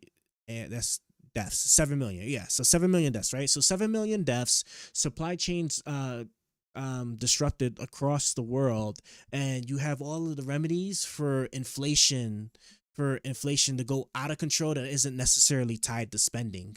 Because if you think about it, right, the supply issues, right? So if we had, instead of making those like whatever bailouts and whatnot that we did for COVID, if we actually had never did any of that and we stayed like right here, the COVID supply chain issue would have still happened. And then once that happens, right, all prices still would have like risen crazy, right? All your gas and energy costs, whatever it is that all like ties in inflation, right? Because inflation is all supply and demand, right? More demand than the supply, and right, prices rise. So that's my take on it. You are right, that obviously we're going to influence inflation across the world, but I would just argue that it's not necessarily unique to how the United States is spending money. Because in fact, some of the key things before COVID that had a lot of economists puzzled is that how we were spending so much money and inflation was still staying like, I think like what, 2 to 3%, I believe was like the targeted inflation rate that we were hitting before COVID. So where like if any other country was to do it, like it would have just that country would have been wrecked, obviously. So yeah, that's kind of my take on it. But as far as like now positive for them, obviously cutting expenses and cutting the costs or cutting these wastes, the legitimate waste and stuff that we're spending, I'm totally for it. But just don't misrepresent it. That's just at the end of the day, that's all I just ask for. Do not misrepresent the spending. Okay? If you're saying that we're wasting money doing X and Y, say that. Give the data, right? Don't stretch nothing. Don't make up like certain parts of the facts. Give it and then cut it without, this is the key word right here, without then spending more money into something else, right? Don't sit there and try to save this money and then turn around and then waste more money into something else like they're trying to do with tax cuts, which then means the government has to borrow more money and then inflation or interest, all that good stuff. So that's always been like just my big problem with it, right? I support a decent amount of the things that they're doing, how they're doing it, and the way they're lying about what it is that they're doing are the two things that I do not like. It's just stupid. The main reason the U.S. was the powerhouse and the reserve currency was because you had low government spending and almost no inflation. The reserve currency will be yuan in 5 to 10 years. That could be a reason, but I want to say the biggest reason why we became the world's currency was actually just because of our, I believe it was our economic security and military power, if I recall correctly. Because, like, for example, I do not believe the yuan will ever be the reserve currency unless they fix one key thing that they do, and that's their currency manipulation, right? This was, as a matter of fact, this made it in the news. This was like a couple of years ago. This was like 3 to 6 years ago, where the Chinese government, when the Chinese government was dealing with inflation, or they had like these huge problems with inflation, they intervene and manipulate the value of their currency in order to benefit them, right? That's a huge no-go when it comes to a reserve currency, right? Because basically then what you're able to do is just that, like, for your own country's benefit. So like the United Kingdom, let's say the United Kingdom, for example, right? If the world's currency was in that, right? If the United Kingdom was ever facing a problem where, like, let's say, oh, well, you know, all these goods that we're importing is too expensive and we want them to be cheaper for our people, right? Then they can manipulate their currency to devalue it. To increase its value so that their money lets them buy more goods and makes importing cheaper, right? Because if your currency is worth more, then the imports are cheaper because, you know, your currency could pay for more things. That's a huge no-go when we're talking about a reserve currency across the world. Like there can't be no manipulation of the currency by the government. That's arguably probably the biggest thing. But and then the second thing is just the military right? Because like we could sit there and we could do things like protect shipping, shipping passages. That's why like when Hamas was or not Hamas, but one of those terrorist groups that were around that region that were threatening the shipping lanes for countries and stuff, why we with France, I think Britain was involved too, why we then like sent our carriers in there to protect the shipping routes and whatnot. So economy, so that, free trade and being able to protect the economic pathways across the world and stuff was another huge thing. But probably arguably the biggest one is just the fact that you can't have a government that's going to like manipulate its currency for its own benefit. We definitely don't do that. So that's just my argument, and that's what I believe was the big reason why we became the world reserve currency: military might and consistency of the U.S. dollar or worth for the currency.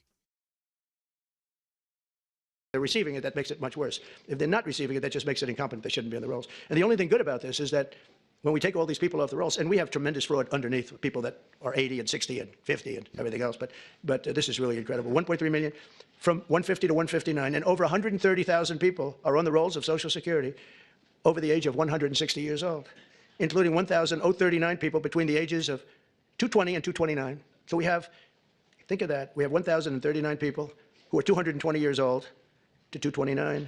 We have one person at 240 years old, and here's the beauty of them all. We have one person at 360, which is strange because the country is 250. So, and they're 110 years older than the country. Here, Pam, you better take a look at this. That's much better for you than for me. Now the question is, are they getting paid? Because somebody maybe is getting paid. Yeah, I have a feeling you were. I said, what a convenient thing. This is so nice. We created this department, Doge, and the kind of numbers are incredible. It could be $500 billion, but it could be $1 trillion. It could be even $1.5 trillion. We're going to find out. I mean, I'm actually going with Elon, and Elon is doing a really good job. And I said, who are these people that travel? We call them the Dogers. And I said, what are they? He said, they're generally young people with extremely high IQs who are very good with computers, because you have to be good with computers. So when one of these scammers talks and tries to tell them why it's perfect, they said, no, it doesn't work that way. You know, it's very hard to talk them out of something when they have you. But we're actually going to Fort Knox because I want to see, do we Arrived in Gaza, the nights are cold and thousands of children have nothing to God, these protect them from the ads. harsh winter. But we're here to help. Oh, is that it? Oh, that ended. Okay. Look up the inflation in USA between 1820 and 1920. Sure. Let's see. Inflation in the US. So this is what I'm going to assume, right? Let's see. You said 1820 and 1920.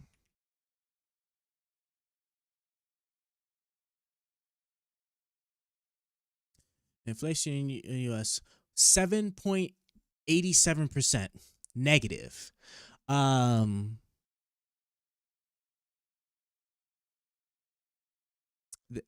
let's see. So the 7.87% inflation rate means $100 in 1819 is equivalent to $92 in 1820. So a year later, it would have been $92. Wait, so why did they put the negative? Why did they put the negative percent? Am I reading this right? Hold on. Can I get? Why did they even call it? Oh, that's just the thing. Okay. Officialdata.org. Can I get 1820 is worth 96.58 in 1821? I get a different inflation rate, but I get the same.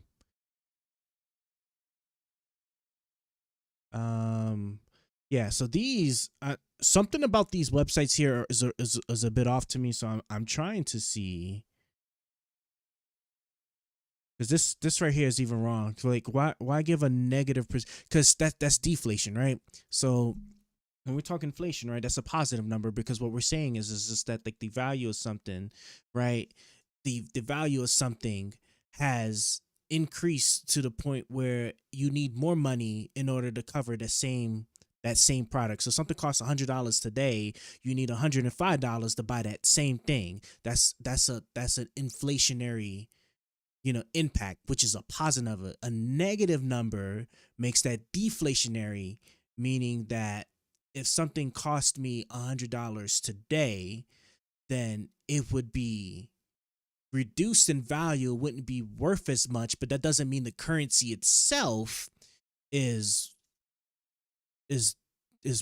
like, what's the word? Is less value, right? The currency is isn't less valued, right? Because inflation ties to the cost of goods, not necessarily the worth of the currency. Can I get why? Let's try this, right? National Bureau of Economic Research. Can I get? Let's see. So the period 1820 to 1860 was one of the most American history. During these 4 decades that led to ultimately to the Civil War. Oh, and now we're talking about me. Well, now we get some big world event. Okay. Some move short distances, blah, blah, blah. 1840 prematurely politics. Where's the numbers? I just need the numbers. Pessimist viewpoint. Where's the numbers? Rural wages are in the long run. Okay. In the aggregate, the long run. In the aggregate, between 1820 and 1860, real wages grew at about 1% per year. Thus, on average, antebellum economic growth did trickle down the many working class. Short run, while real wages grew in the long run, Pessimists right to their erratic behavior over certain periods, subperiods. And to emphasize their erratic behavior over certain subperiods, real wages grew less rapidly. Okay, effects of labor markets. Bro, where's the... Oh, and this is the end. God, this doesn't even give me what I was looking for. Yeah, the gold standard, meaning 1 USD was the amount of silver or gold. Oh yeah, and then we stopped tracking the value of gold, right? I think wasn't that around the time? Isn't that around the time like we added the Federal Reserve? I think that's what that was, right? Was it at let me see. I want to say that was like start of Federal Reserve 1913. Oh no, so this was 1913. So it was actually before then. When did US stop tying? I think it's, let's try this, right? Nope. I want to get the word right. I want to be able to spell. I guess I can't do it. Stop tracking currency with gold. I think it is tying. I think I was right with TY. The gold standard was the basis for international monetary system from 1870s to early 1920s, and from late 1920s, 1932, as well as 1944 until 1971, when the 1944 until 1971, when the United States unilaterally terminated convertibility to the U.S. dollar to gold, effectively ending the Bretton Woods system. Oh no, so this was well after that. Okay, peg to gold. And let's even get a even better source, because you know how people feel about Wikipedia. Even though Wikipedia most of the times is good because you can go and then find the sources here, and then you can actually click on the sources. But I don't even have to do that, right? I can go here into the Federal Reserve History.org, and it looks like Nixon was the one that then ended. So we're talking about well after, the 1920s. So that doesn't seem right. But then even if I want to say just probably the biggest thing was just the Federal Reserve coming into play, right? Because it was 1913. Now 1913, or when the Federal Reserve came in, then that's when like a lot of fiscal stuff started really changing. But it looks like the United States didn't stop pegging the currency to gold until Nixon, and that was the 70s. International World War II was dubbed the Bretton Woods system. So this was after World War II when that system was created. Oops, I didn't mean to click on that. Actually, yeah, I probably did want to look at this. Just make sure. Creation of Bretton Woods system. A new international monetary system was forged by delegates from 44 nations in Bretton Woods, New Hampshire in 1944. Delegates to the conference agreed to establish an international monetary fund. Oh yeah, so that's when the that's when the IMF. Yeah, okay, I remember. Man, been a minute since I touched world history. Yeah, that is around the time the IMF came into existence, because that's like how we wanted to like help poor countries and stuff recover from all of the destruction of World War II. Convertibility until 1971. Yeah, okay. So yeah, that's that. But yeah, let's say like that. And this is what I'm saying. Like a lot of this,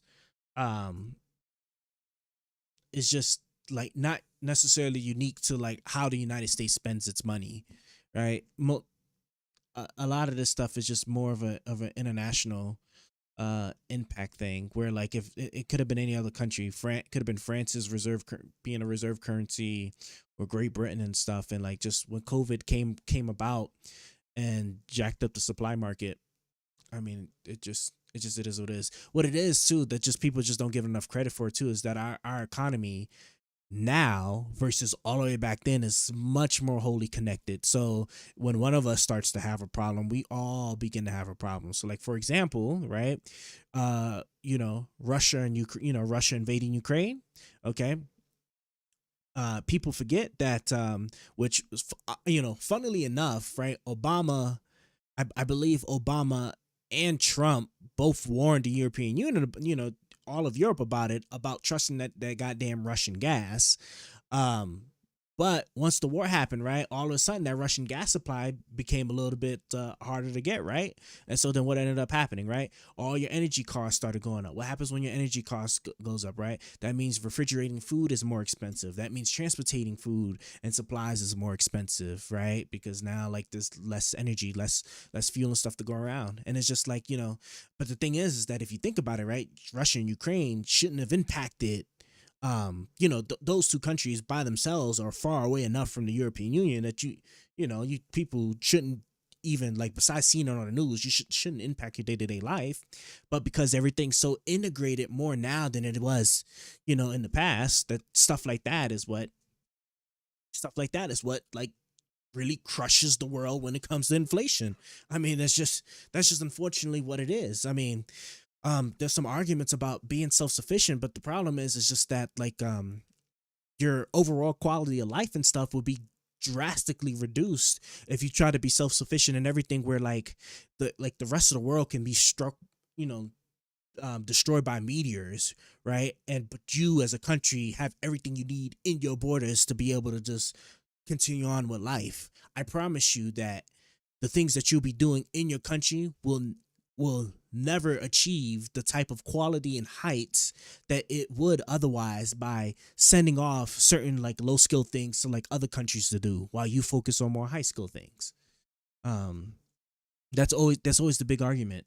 So like so don't ever let, especially this, right? So don't ever let anybody tell you that all these other countries and stuff, all these poor nations like China, India, whatever, right, is stealing your jobs or whatever. Because what's really happening, especially if you're in a modern, like well-developed country, what's really happening is that your lowest level of goods or manufacturing processes for goods is being sent to these low-level places because obviously it would be cheaper.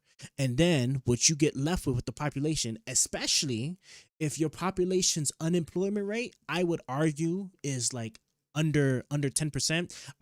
10% is crazy. Most people are like 5% and under, but let's just say 10%, right?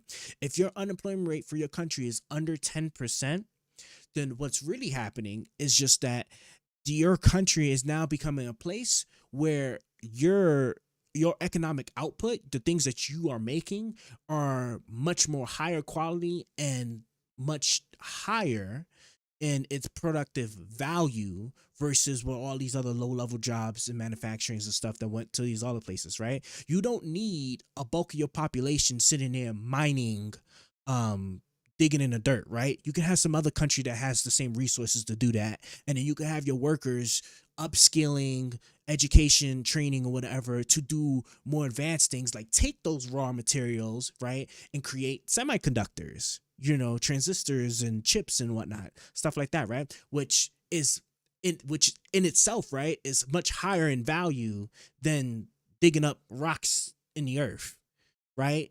Right. It's also cleaner for your country, and then your country will make more money doing that versus just digging in the ground. And so with that being said, right, so when you do this, right, so when a country does this, right, they their quality of life and everything that you're making, right, it's even, you can even argue, is even cheaper too, right, because your country's actually making the high end stuff, right, that everybody's going to want versus having to import it, right? You just import the raw materials.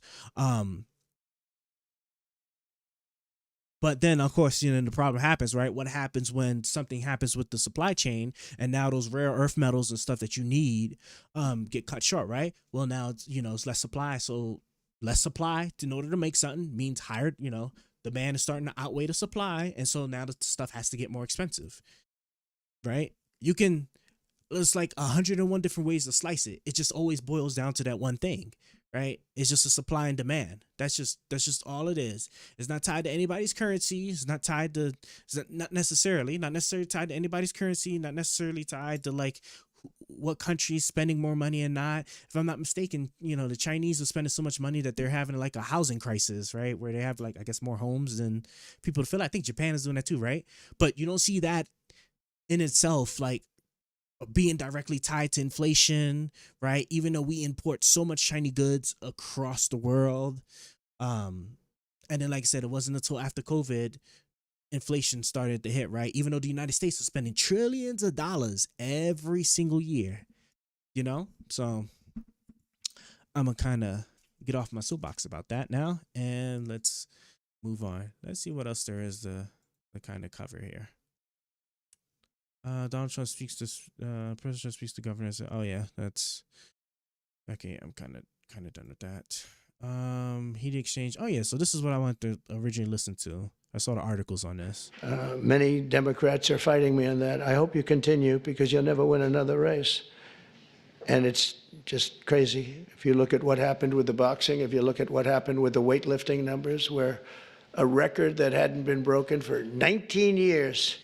We found the largest rare earth metal deposit in Sweden last year. It will supply Europe until 2070 or something, in our state company will extract it and sell it. See, exactly, right? So what's your country going to do, right? Your country is going to sit there, and the company in your country, right, going to go into Sweden. It's going to have the Sweden workers sit there and do the mining, all of the dirty digging work to do the mining, get the cancer, right? Because this stuff is particularly dangerous. Get your hands chopped off or inhale fumes or whatever, blah blah blah.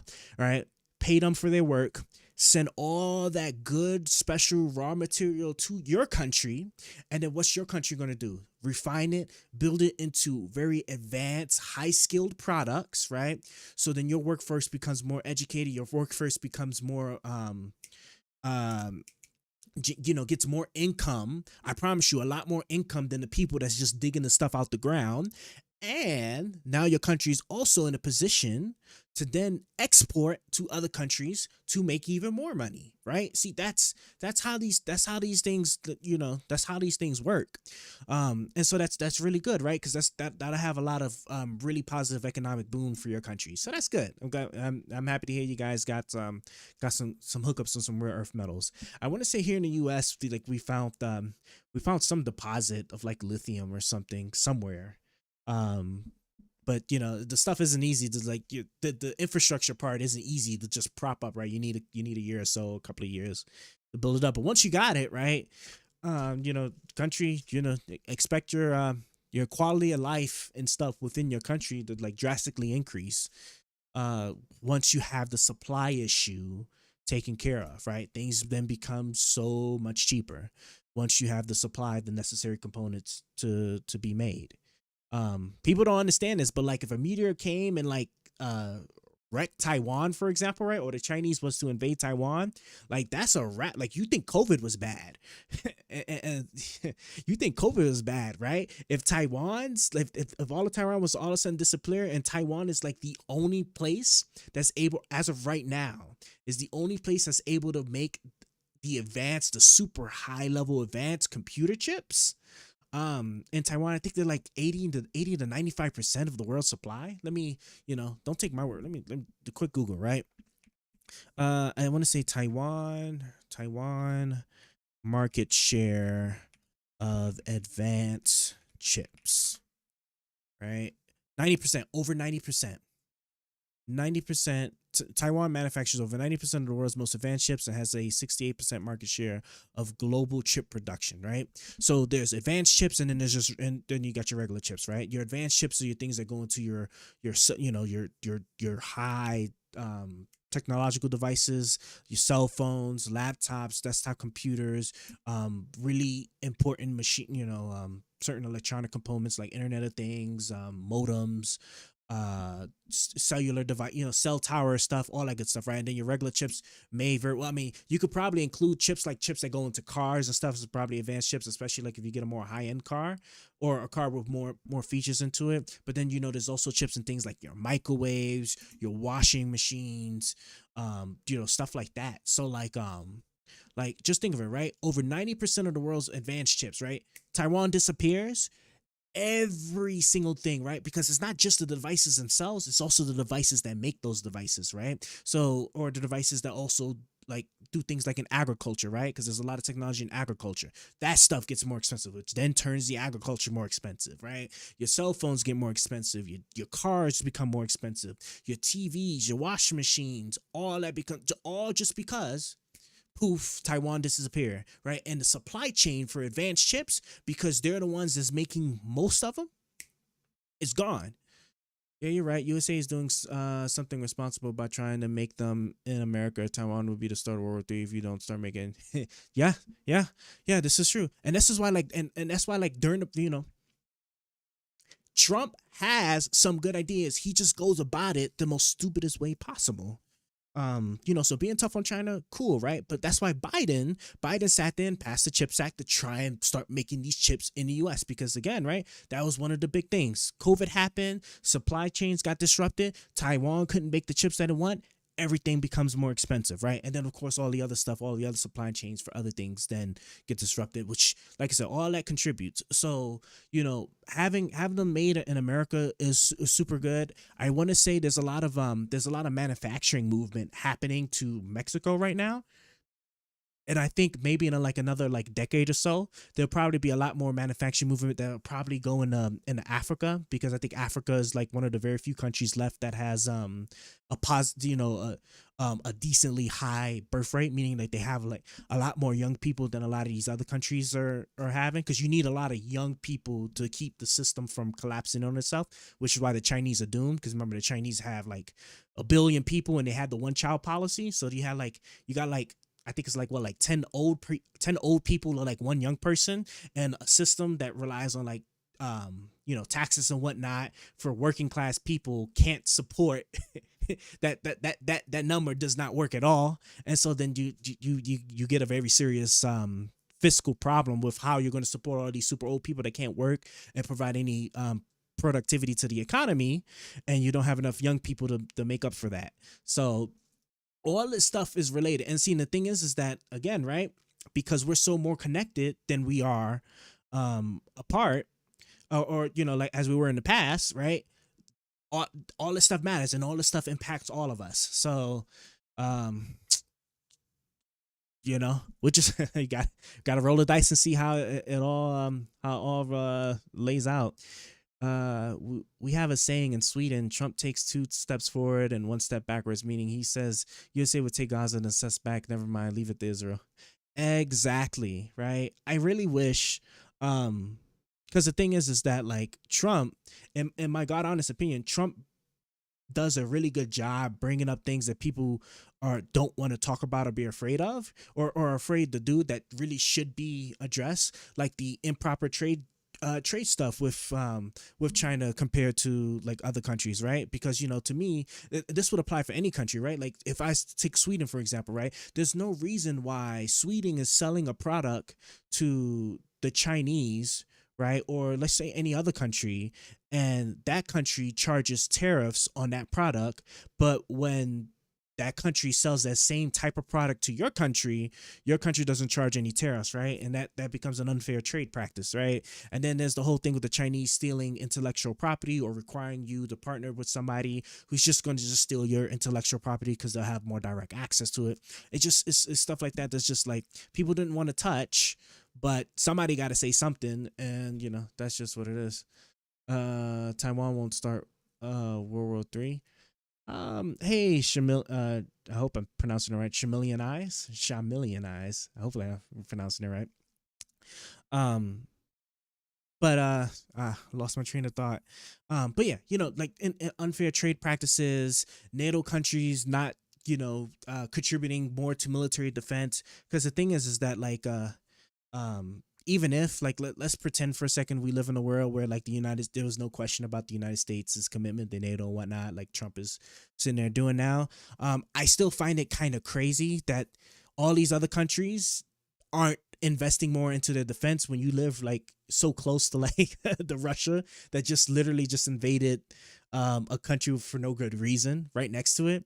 Because like even if the United States was like that, oh yeah, they'll come and save us, like I hope these people realize that like there's still a delay. Like you don't just all of a sudden move like 100,000 troops and a lot of military equipment in the span of a couple of days. Whatever country like gets the initial attack is going to get wrecked something serious until obviously adequate and proper help spins up the come save you. So the more that the other countries invest in their self-defense and whatnot, I think the better.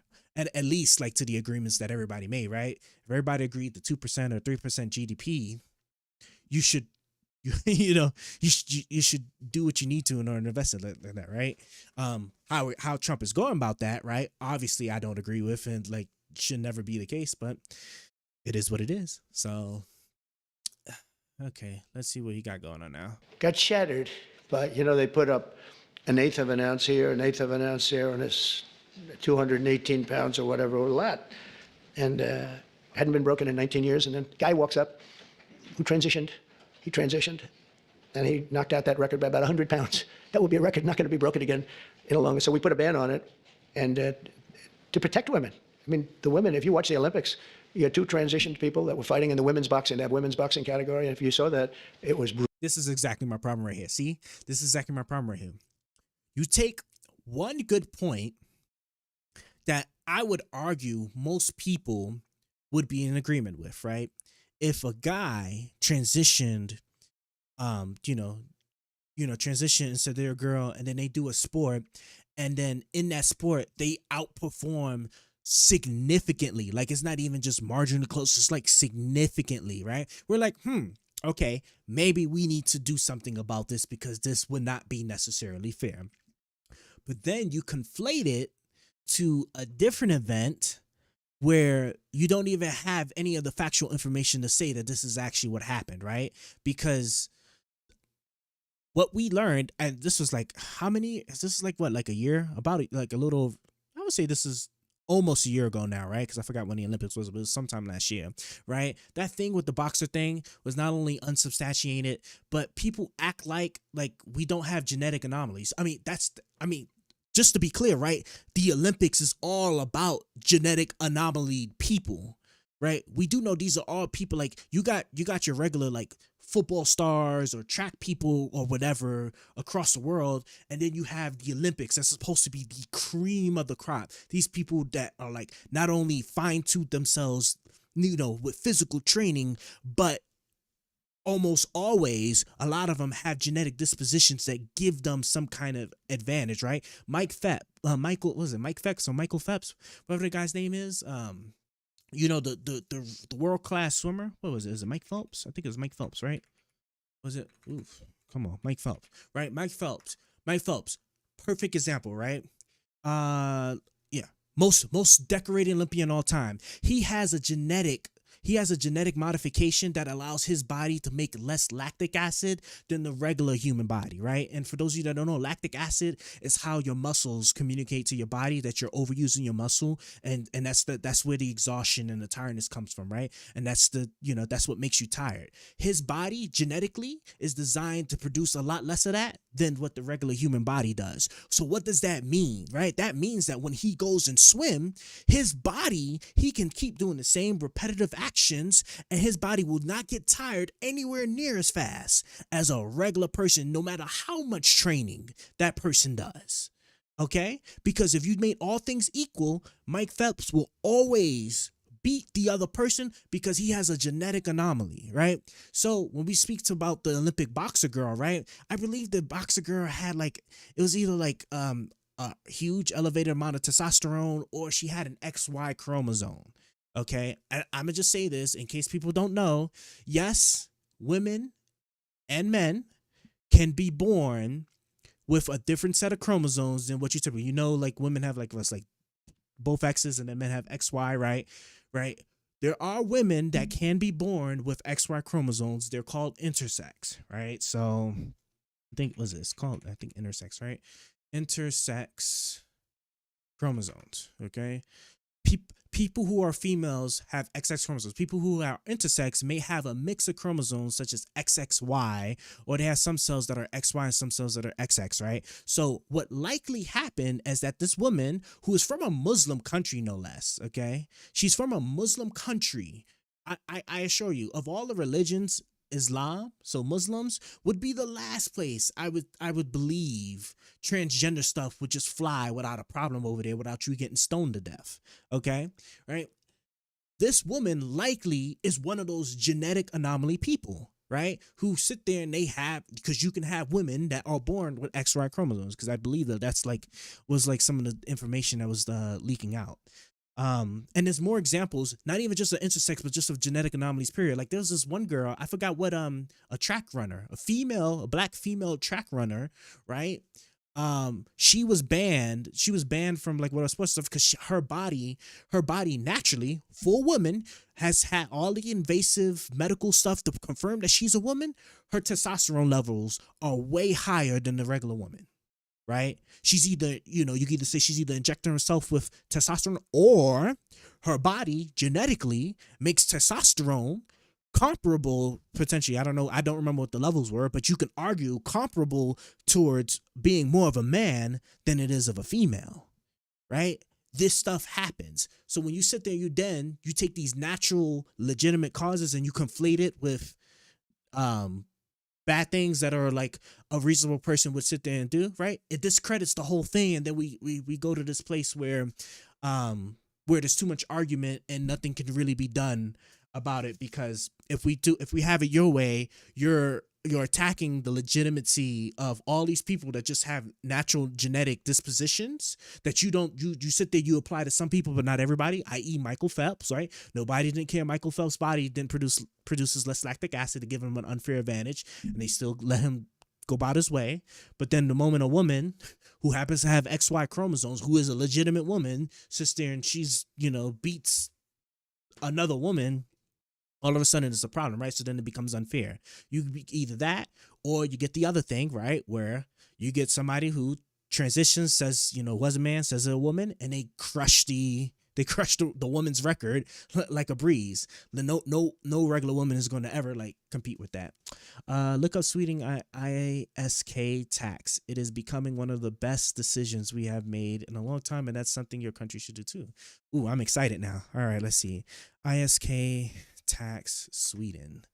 Sweden is known for high taxes, but since 2012, the ISK regime has allowed Swedish tax residents to hold listed securities with a low flat annual tax instead of the standard 30% capital gains tax. Since 2025, holdings up to 150,000 SEK are completely tax-free under this regime. Okay, this is something I probably would want to read more. Hold on. Just checking my phone real quick for any notifications. Okay, so more of my Chinese goods that I ordered have just made it onto U.S. soil. I ordered a bunch of stuff. I said we're trying to avoid those those tariffs. Buy your Chinese goods now while you can. Well, that stuff gets well. You're in Sweden, so it probably don't really matter too much for you. But all right, let's figure out what this ISK thing is here.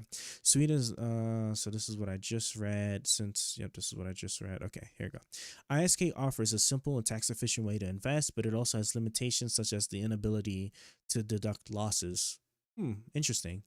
Let's see. I believe you have Roth IRA or something. We have it's traditional and Roth IRA. There's a I think a third thing too. I can't remember what it's called, but it's just basically traditional Roth, and traditional meaning like traditional being pre-tax. So like if you make, let's say you make $1,000 and you put $500 to your traditional Roth. Well, the way it works is that then the taxes you pay, because let's say like you pay 10% taxes, right? And you made $1,000, right? So that means you would owe $100 in taxes then, right? Once you get your $1,000 check. Well, with the traditional Roth, right? Let's say I put $500 into my traditional Roth, traditional being pre-tax. So that means that I get the $1,000 before taxes is applied. Those $500 leaves my account to go into my traditional Roth, and then I only pay taxes on what I have left. So the $500. So now instead of $100 in taxes, I'm paying only $50, right? So it's less of a tax burden for me, and I'm basically saving my money.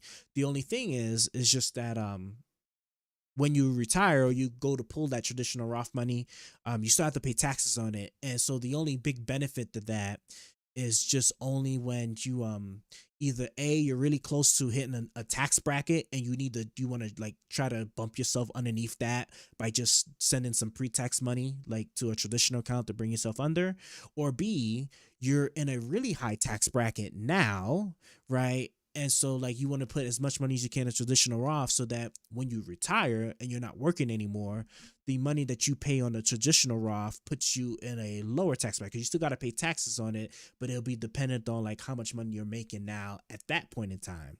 So, which I'm not a financial expert, but that's just what it is. And then Roth just being that this is after taxes, right? So like, I get the $1,000, I pay my 10%, so I give $100 in taxes, and then I send $500 of whatever I have at that time left to the Roth, and whatever money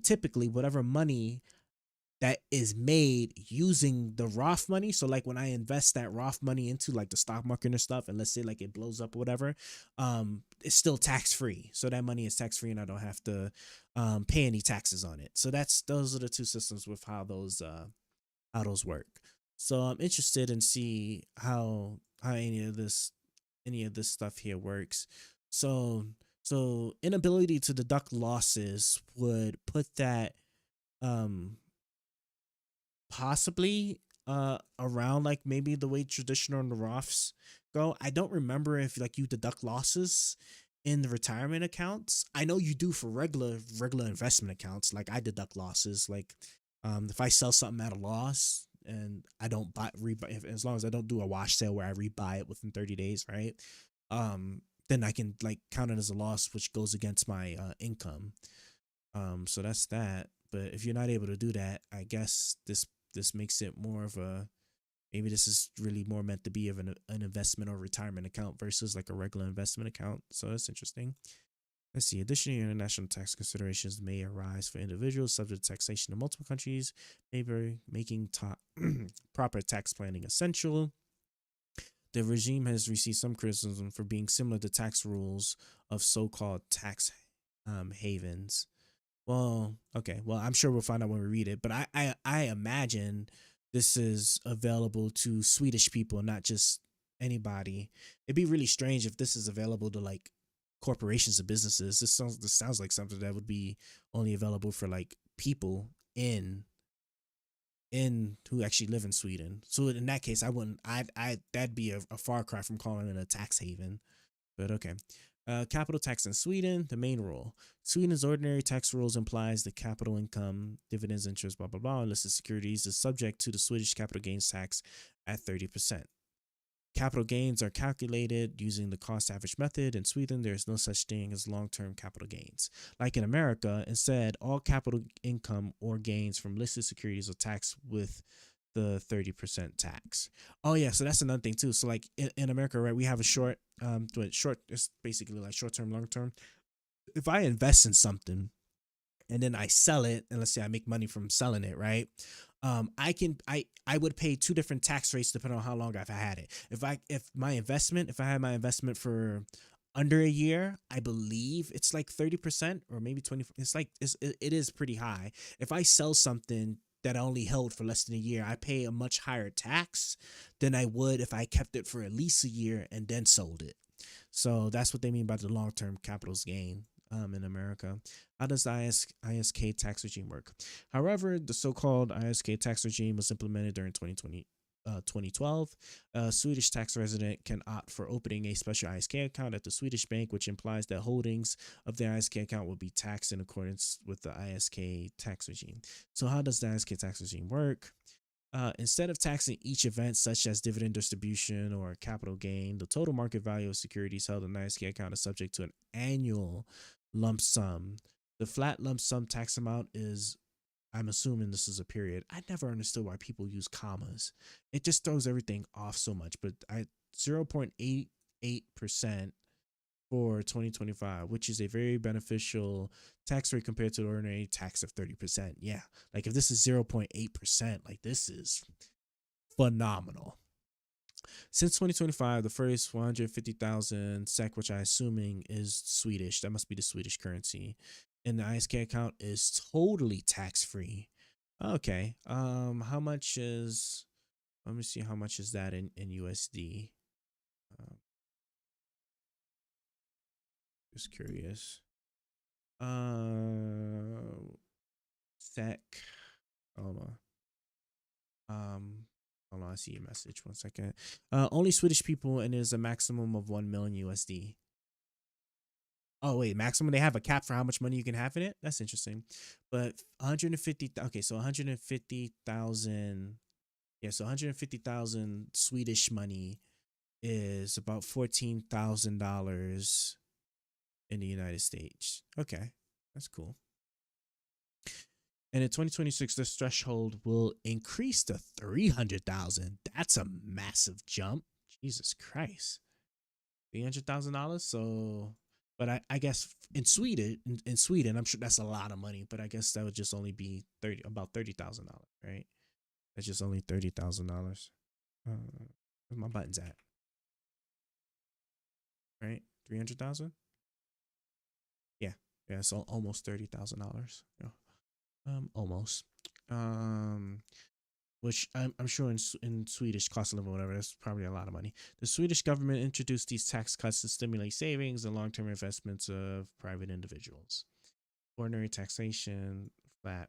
And then the thing is that I really like what they did here because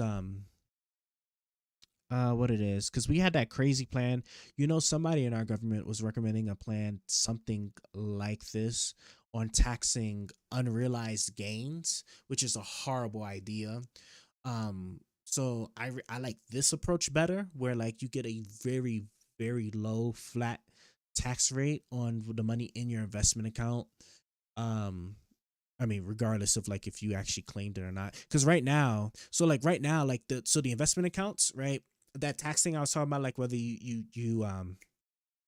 pay for it or you don't. I'm sorry, you sell it within a year or you sell it later than that, right? You only pay tax. That's the only time you pay taxes, right? So like if I was to all of a sudden invest $1 million into an investment account, and then let's say I was super lucky and I got the right thing, and that investment swells up to like 10 million or $20 million, right?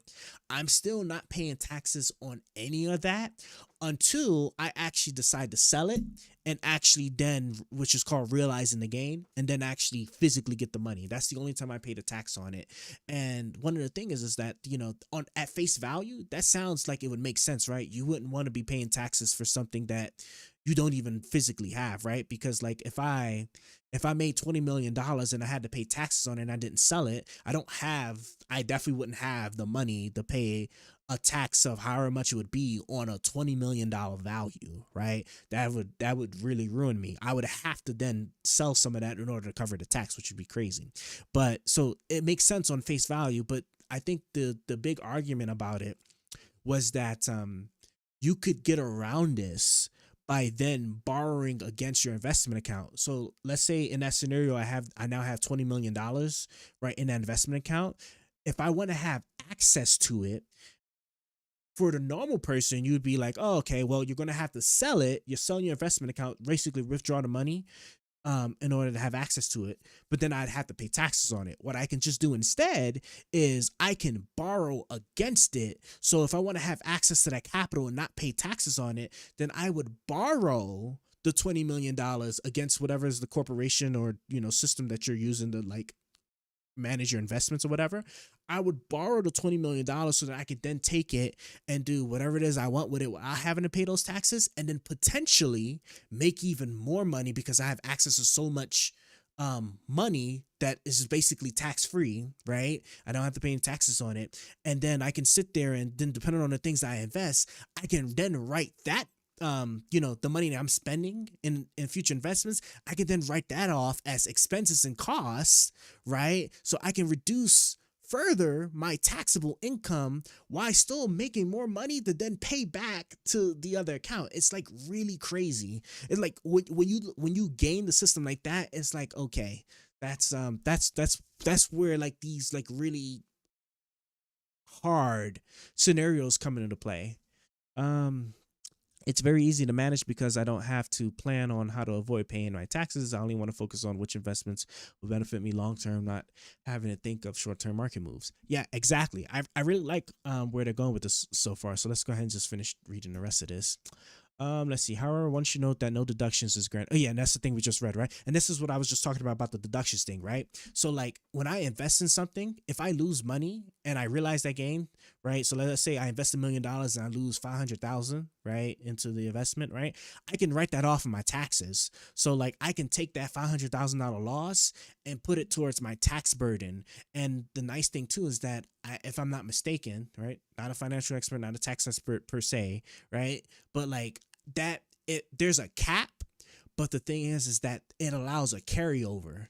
So so what ends up happening is let's pretend, for example, like the cap is 100. It's actually much lower than that, but let's say it's $100,000 and I had a $500,000 loss, right? Well, now because the cap is that 100,000, that means it's going to take me 5 years to use up the whole $500,000 loss, right? So that means for the next 5 years, right, as long as I don't make more than $100,000, basically, I'm basically able to, like, whatever money I'm making is tax free, right? I'm not paying any taxes whatsoever because of how substantial that tax loss was that I got to deduct. So, but I doubt like people in Sweden are like really pinching for stuff like that over there. But who knows? All right, so let's see. So, however, one should note that no deduction is granted in relation to capital loss made in the ISK. This implies that a person would be subject to the annual ISK tax, even if the person made big losses in his ISK account during the year, contrary to how capital losses would be treated in ordinary brokerage account tax under the main rules.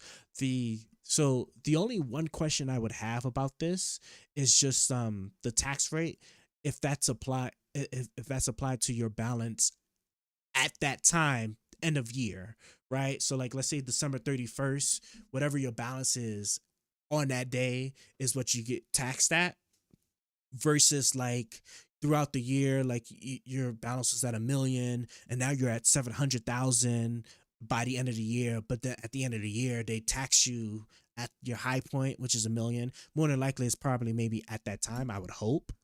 Or maybe they might do those special things like credit cards too, where like it's a secret daily interest rate that's applied. So like it tracks your balance day to day, but you don't actually get to see the interest that's applied until like the end of the month.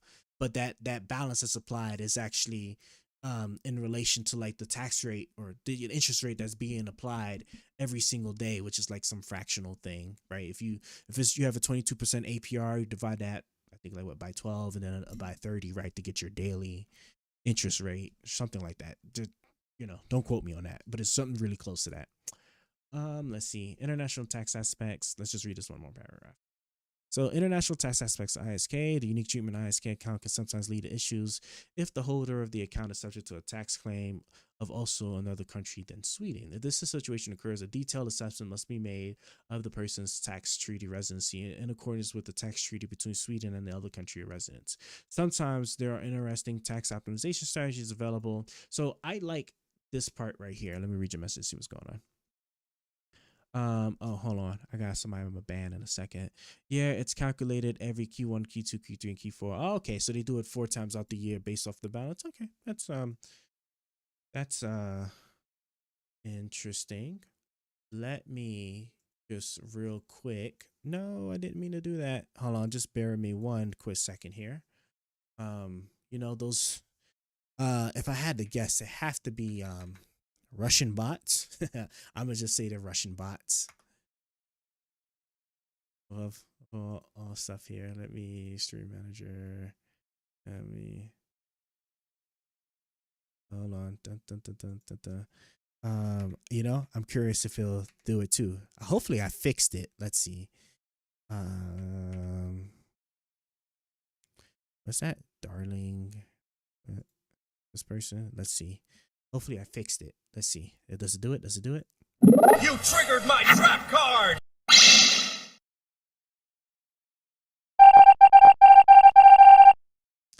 And it works. That's what I wanted to see. That's why I was just excited for it. Because I put a lot of work into that. And then my text woes just tend to give me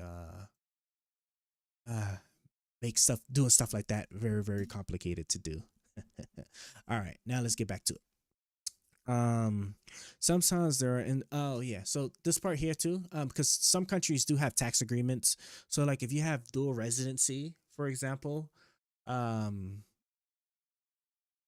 I am honestly not too familiar with like how a lot of those laws are written, but there would be something along the lines of like basically like if you pay taxes in another country too because you have dual residency, right? The United States will calculate how much taxes you would have owed here, and then they would offset it with however much taxes you paid in your country. So like if you would have owed $100,000 in taxes, but you paid $120,000 in your country, right? Then obviously you won't tax you anything. But then of course if it's shorter, then maybe we might say, well, you need to pay like us 20,000, right? Um, something like that. But like I said, I'm actually not too familiar with how most of those countries kind of have that written. All right, let's finish this up. Potential pitfalls of ISK holders. One should be aware the ISK tax regime does not apply to holdings of a personal company or a smaller business. Yeah, see, that's what I'm saying. So that's why I was like, I don't know why there would be a criticism about a tax haven if this is strictly just for people. Like, this is not like, I mean, I guess like if a rich person wanted to get a residency in Sweden so they could have like a tax rate, but then again, but they have it explicitly coded that if you in a situation where you're taxable in another country, right, you'll have to yeah, you'll the like special rules apply. Oh, I think I skipped this paragraph, but sometimes let me read your comment. The only downside is that if you buy like index funds, S&P 500, for example, right, and the market goes down 5% every year, you still pay the 0.8% of balance every year. Yeah. So like, yeah. So assuming like what you're telling me about like the quarter thing, so Q1, 2, 3, and 4. So like, if say if there was a particularly bad year, you start off $100,000 at Q1, you pay taxes on it. S&P goes down, right? Now like your account is like, instead of 100,000 it's like 80,000, right? But it sounds like you would just pay taxes then on the $80,000. And then Q3, and let's say it continues to go down to $60,000, then you pay the taxes on the $60,000, right? That can be very hard, to be quite honest, and I don't know too much about how it works, but like even just having to pay a tax on the value period, in my mind, is the reason why that example I gave about like paying taxes on unrealized gains. Like if my account went to 20 million, I had to pay taxes on it without having had pulled the money out, where I'd be in a bad spot. I would be curious to see like how bad things could get if somebody basically struck oil or struck gold, as they would say, and their account value goes so high up that the interest rate that you pay is very substantial against like whatever form of income you have at the time. So like kind of to your point about like, if the market kept going down, I can see that as, as a thing, because it would suck that you're paying money and it seems like you're still losing money. So it's like, not only you coming out of your pocket to pay taxes on this, but it's like you're literally watching your savings just evaporate away because the economy's going bad or whatever, right? I would think that it would even be more dangerous if like the economy was doing crazy good with regards to your investment account, where like it was skyrocketing in value, and so like the interest burden would be like harsher and harsher. And I don't know, like, cost of living and stuff over there, but like to then have like a aggressively increase in tax that you have to pay every quarter. It's not like your job is giving you a raise every quarter, I'd imagine, right, to compensate for that. But this is also why I think is good that they set it so low. So if I just wanted to do the numbers real quick, I'm assuming that flat tax rate is what's being applied quarterly, like you said, Q1 through 4, and not annually. So that would mean that would be over a 3-month period. So if I had $100,000, right, and then but they also said that the first 15,000, right? It was the first 150,000 is tax free. Oh, so never mind. So I would need to have, let's do, yeah. So I would need to do, because it's not 2026 yet, right? I would need to have $200,000 in my account right? 150,000 of that is tax free, and then I pay the it's 0.8%. So that would be 0.08, right? Which would represent 8%, right? Because then this number would be, see, this is why I hate the comma thing, because it makes it so hard, because I don't know if that's 0.8%. Well, no, it would be 0.8%. Yeah, so it would be less than 1%, right? Less than 1% in taxes, right? So yeah, I'm right. I'm just sorry. I hate maths with a passion, especially when I see things I'm not too familiar with. Yeah, so it'd be 0.08 would be the number, and there we go. Whew. 4,000 SEK. That's how much. That can't be right. Am I doing that right?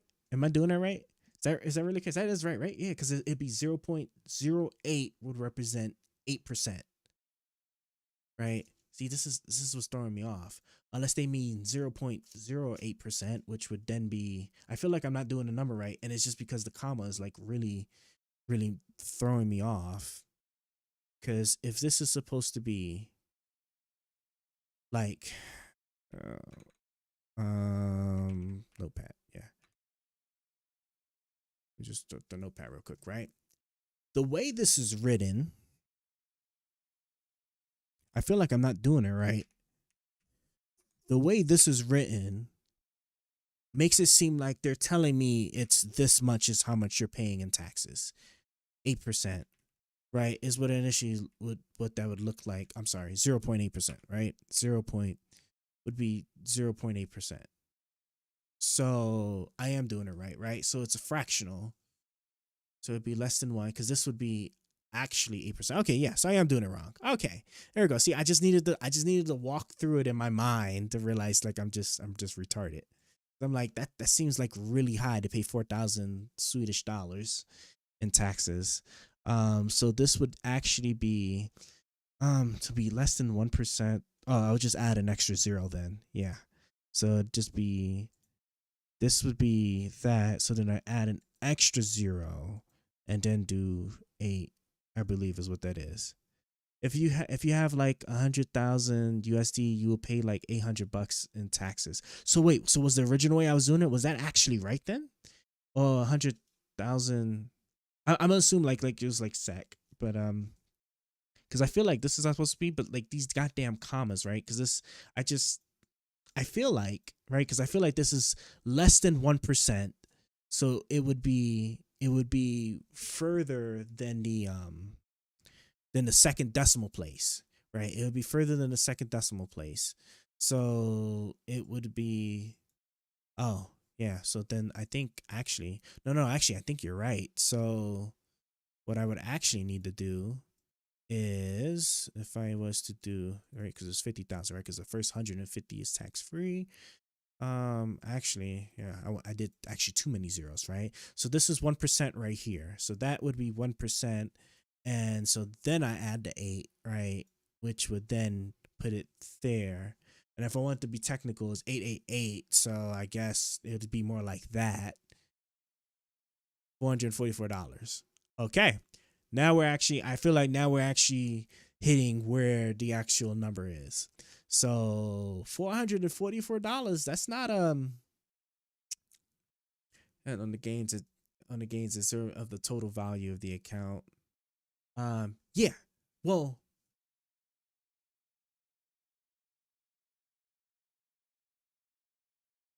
that can't be right, right? It can't be the total. It would have to be the total value minus what your government says is discounted, right? Because they said that the first 150,000 of it in your account is tax free. So you would pay the total value minus that discounted amount, right? So like so I give it like in the United States, for example, like our regular tax rate. So if I do tax bracket in the US, I don't know, like it's probably like really close, the same thing in Sweden. Let's do tax bracket 2025, and let me just use our actual government. I want the actual chart. The chart is a little bit prettier. Oh God, I thought the IRS had a thing. IRS. I get the same thing. You know what? 2024. Maybe it's probably because of just doing. There we go. This is what I wanted. All right, because this is much easier to like visually show, right? So like the way we do taxes, right? So we have these tax brackets here, right? Where like if you're making, like, let's say you're making $50,000 a year, right? If you're making $50,000 a year, you're in this 22% tax bracket, right? Which covers people between this $47,000 and $100,000. But the way the taxes is actually applied is it's a tier system where we do 10% on this amount first, then we'll do 12% on the amount, like however much money is in between here and here, before we then get to like the tax bracket you're actually in, where you're then paying your 22% on whatever's left.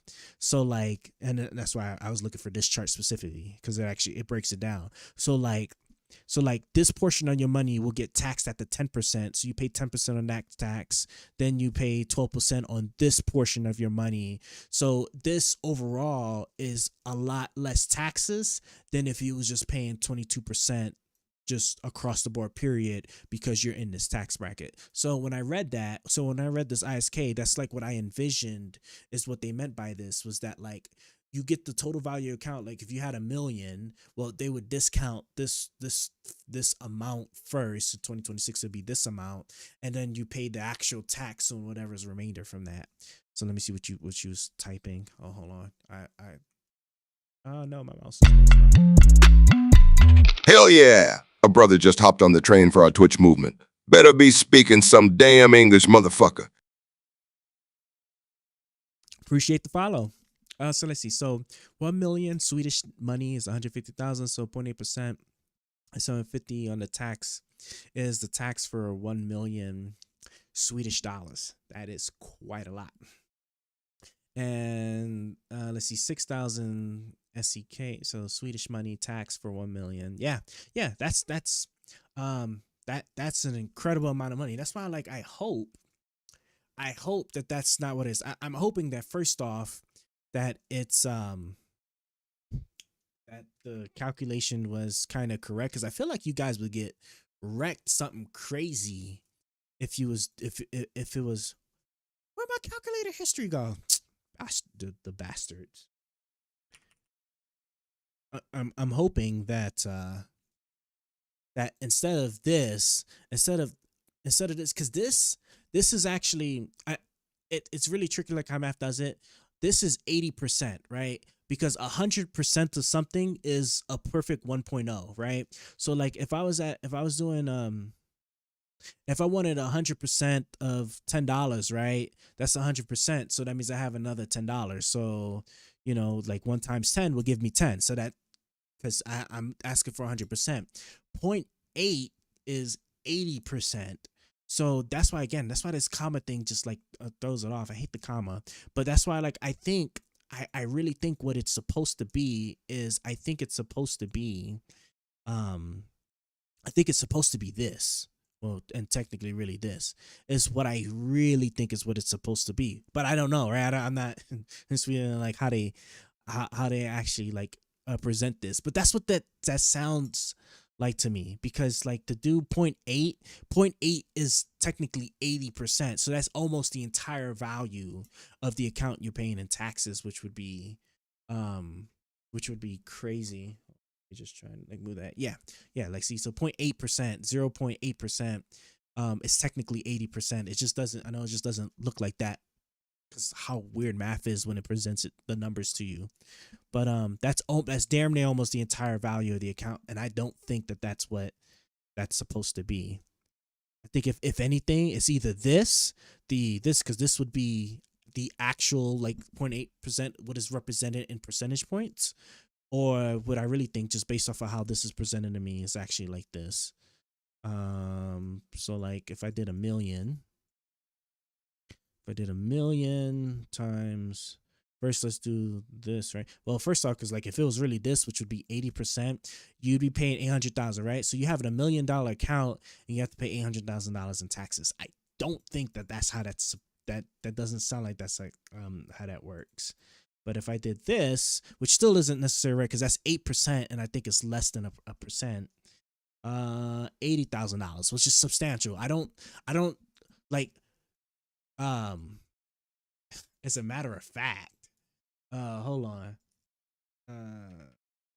As a matter of fact, $80,000. That's even crazy because I think that's more. 1, 10, 100,000, 10,000. Yeah, 80,000, right? 80,000, $80,000, 80,000 Swedish dollars is $7,000.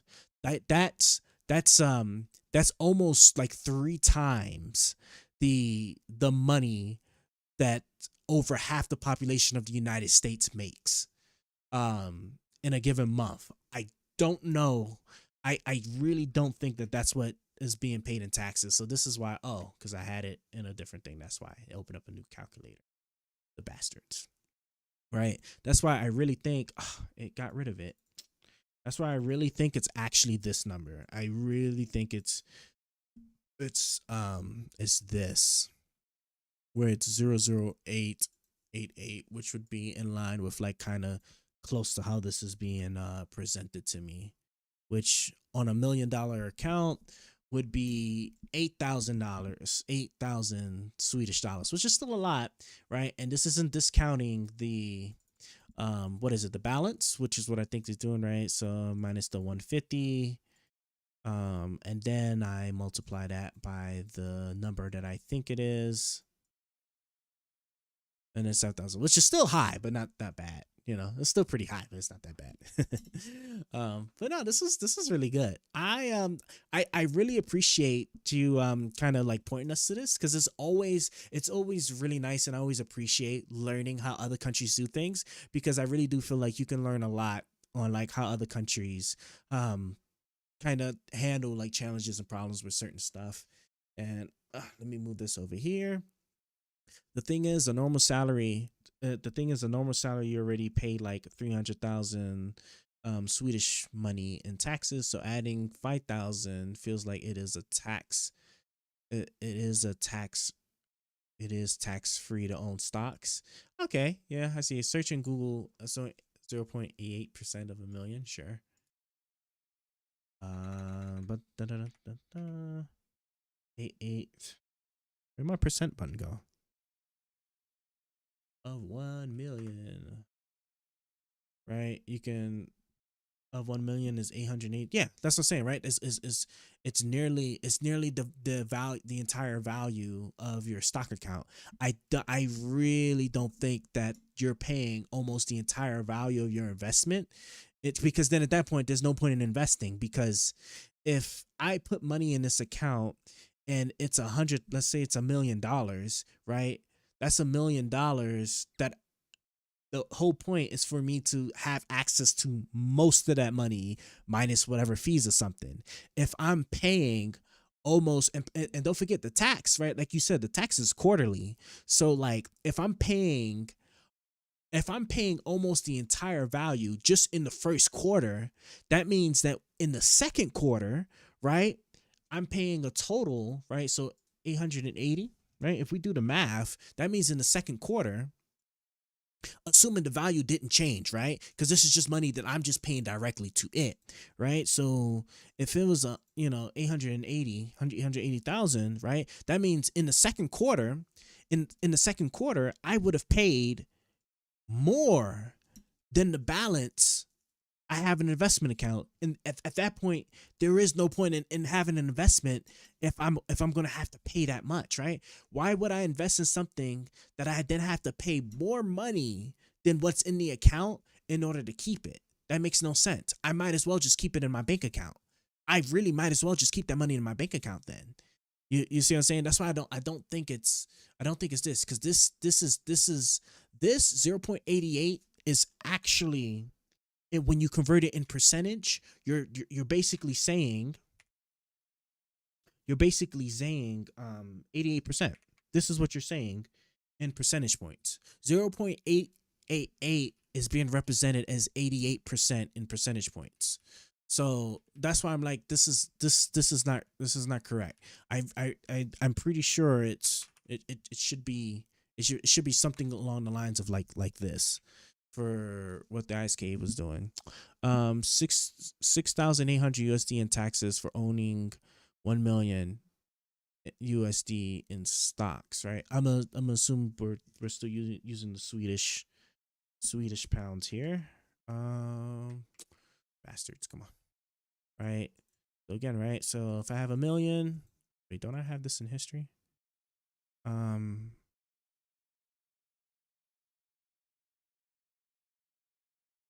Yeah.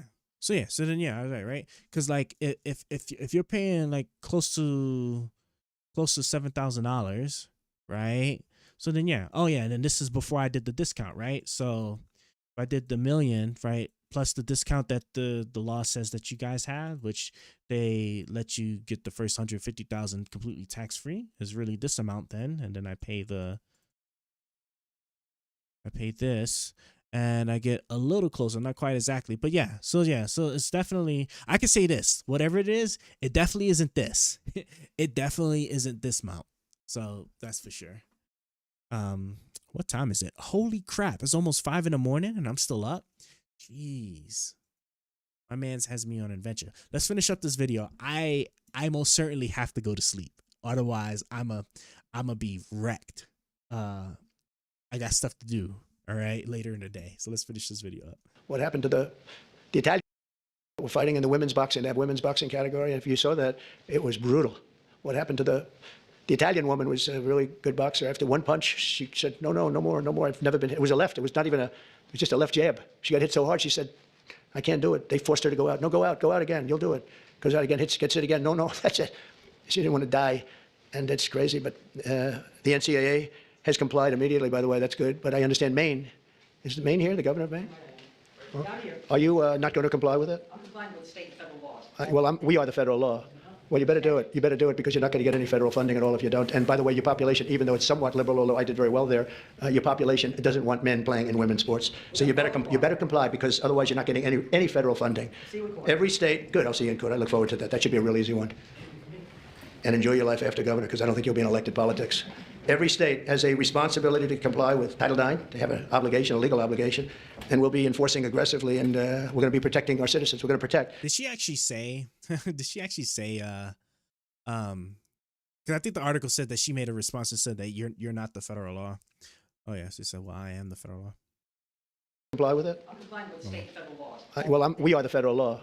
Well, you better do it. You better do it because you're not going to get it. I as an audio, but I can't hear it. So I guess maybe the articles might have been juicing that up. But I mean, as far as I read, I mean, at the end of the day, as long as she's complying with state and federal laws, because executive orders is not federal, it's not law.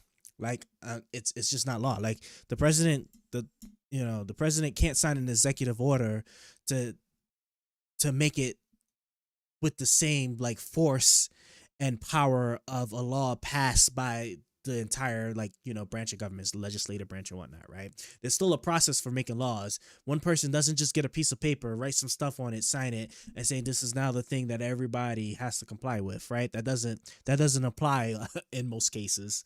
So let me see. You say, yeah, you are correct, but it's almost free to own stocks, which is crazy in a country where we pay almost 40 to 50% income tax.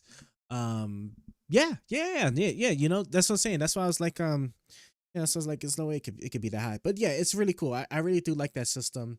And 40 to 50% income tax is pretty high. I will say that. But don't you guys have like really nice quality of life? Don't you have like really good schools? Because like you guys don't squander your money like we do.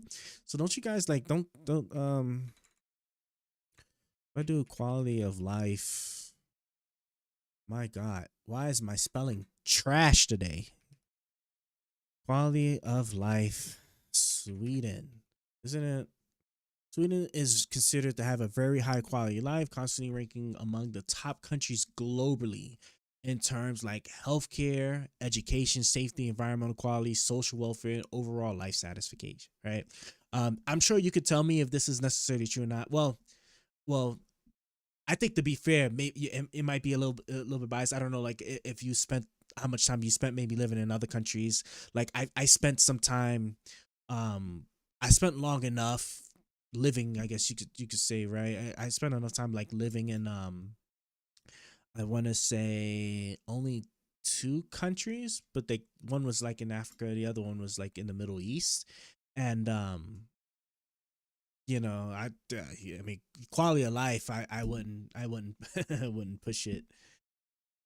I wouldn't say this like much to be sought. Like the United States has a pretty decent quality of life, but it's definitely not like, you know, perfect by any means. And if I recall correctly, like from the things that I used to hear, right, I thought Sweden was like really up there, like some of the most best places to live on the planet in terms of like these things, in terms of like all the things that actually matter to like being alive, you know? So um income, jobs, education, let's see, yeah, which the biggest thing being the health, environment, and education, right? Can't have stupid people, because if you have stupid people, you end up in a situation like we are in the United States, where half the voting based population doesn't want to care too much about facts, or you know, or they care, but they'll just disregard it when it doesn't benefit like their own purposes, which is not good. That's not how you keep the longevity of a country going. When asked to rate their general Sweden average grade of 7.3. Let's see. It's somewhat true. I've been to Spain, Estonia, Finland, Bulgaria, Norway, Germany, but I would say we have the cleanest streets and good healthcare. Schools are getting worse with kids' behaviors these days. Yeah. But that's really cool. It's cool that you've been like all those places. Like I haven't lived long term in many, only about like two, but even just visiting, I haven't visited more than I think like four. So yeah, I haven't visited like more than four. So that's really cool. It's cool that you got to like jump around. But yeah, I'd imagine. But you know, like well, children behavior. You know, I argue that that's really more so of a parental thing. So like, you know, the population's parents need to step up and kind of like rein those children and teach them proper behavior. If you leave it up to the school system, you're just asking for trouble. I live in a town of 100,000 population, and I guess we have like less than 10 homeless. Oh my gosh, but like I said, you see, and the thing is, if you think about it, right, like remember what I say, right? United States government budget, $6.5 trillion is what we spend in our government, right? And like I said, you can go to any state, any state, and there's always a particular pace where, like, you know, like there's a homeless person like a stone toss away from every stone that you toss.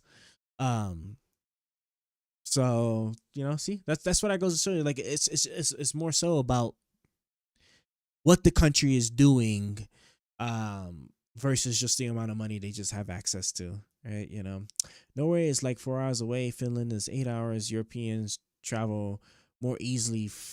Flight cost Sweden to Spain is like $50. I bet. Yeah, like our big, you know, our greatest asset, which is like our biggest detrimental, is these ginormous oceans that covers us here in the United States. Plus, like, you know, it's all about capitalism over here. So like, you know, all these flights and stuff are just hella expensive to begin with.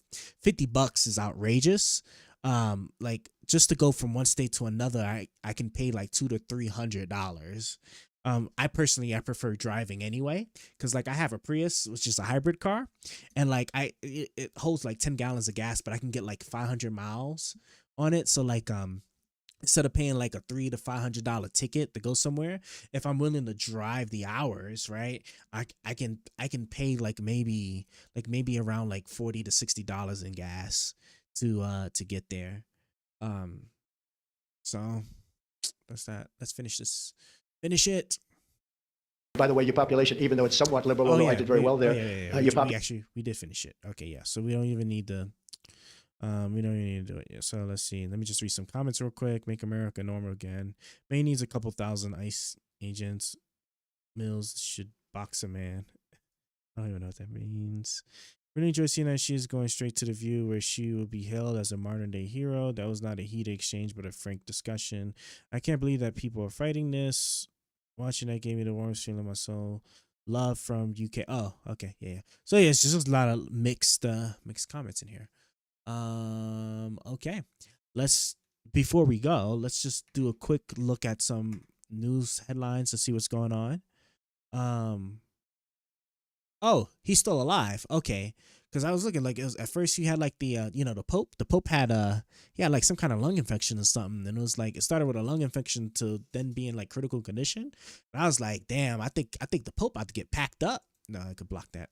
Yeah, I think the Pope about to be he about to see the man he been following for for many years, but it looked like he's still kicking, so that's good. Good on him. Let's see. Like you driving from Minnesota to Wisconsin is the same as me driving from Sweden to Norway, but the change of people and architecture is way more than America. Yeah, people are like cheap over here. I always had a problem with the architect, because it just seems like like we're literally like copying and pasting like road designs or house designs like across like mass swaths of land. I really wish we had a thing where like at least state by state, which I mean you can get it in some states, like the buildings in New York are nothing like the buildings in like New Mexico, for example, right?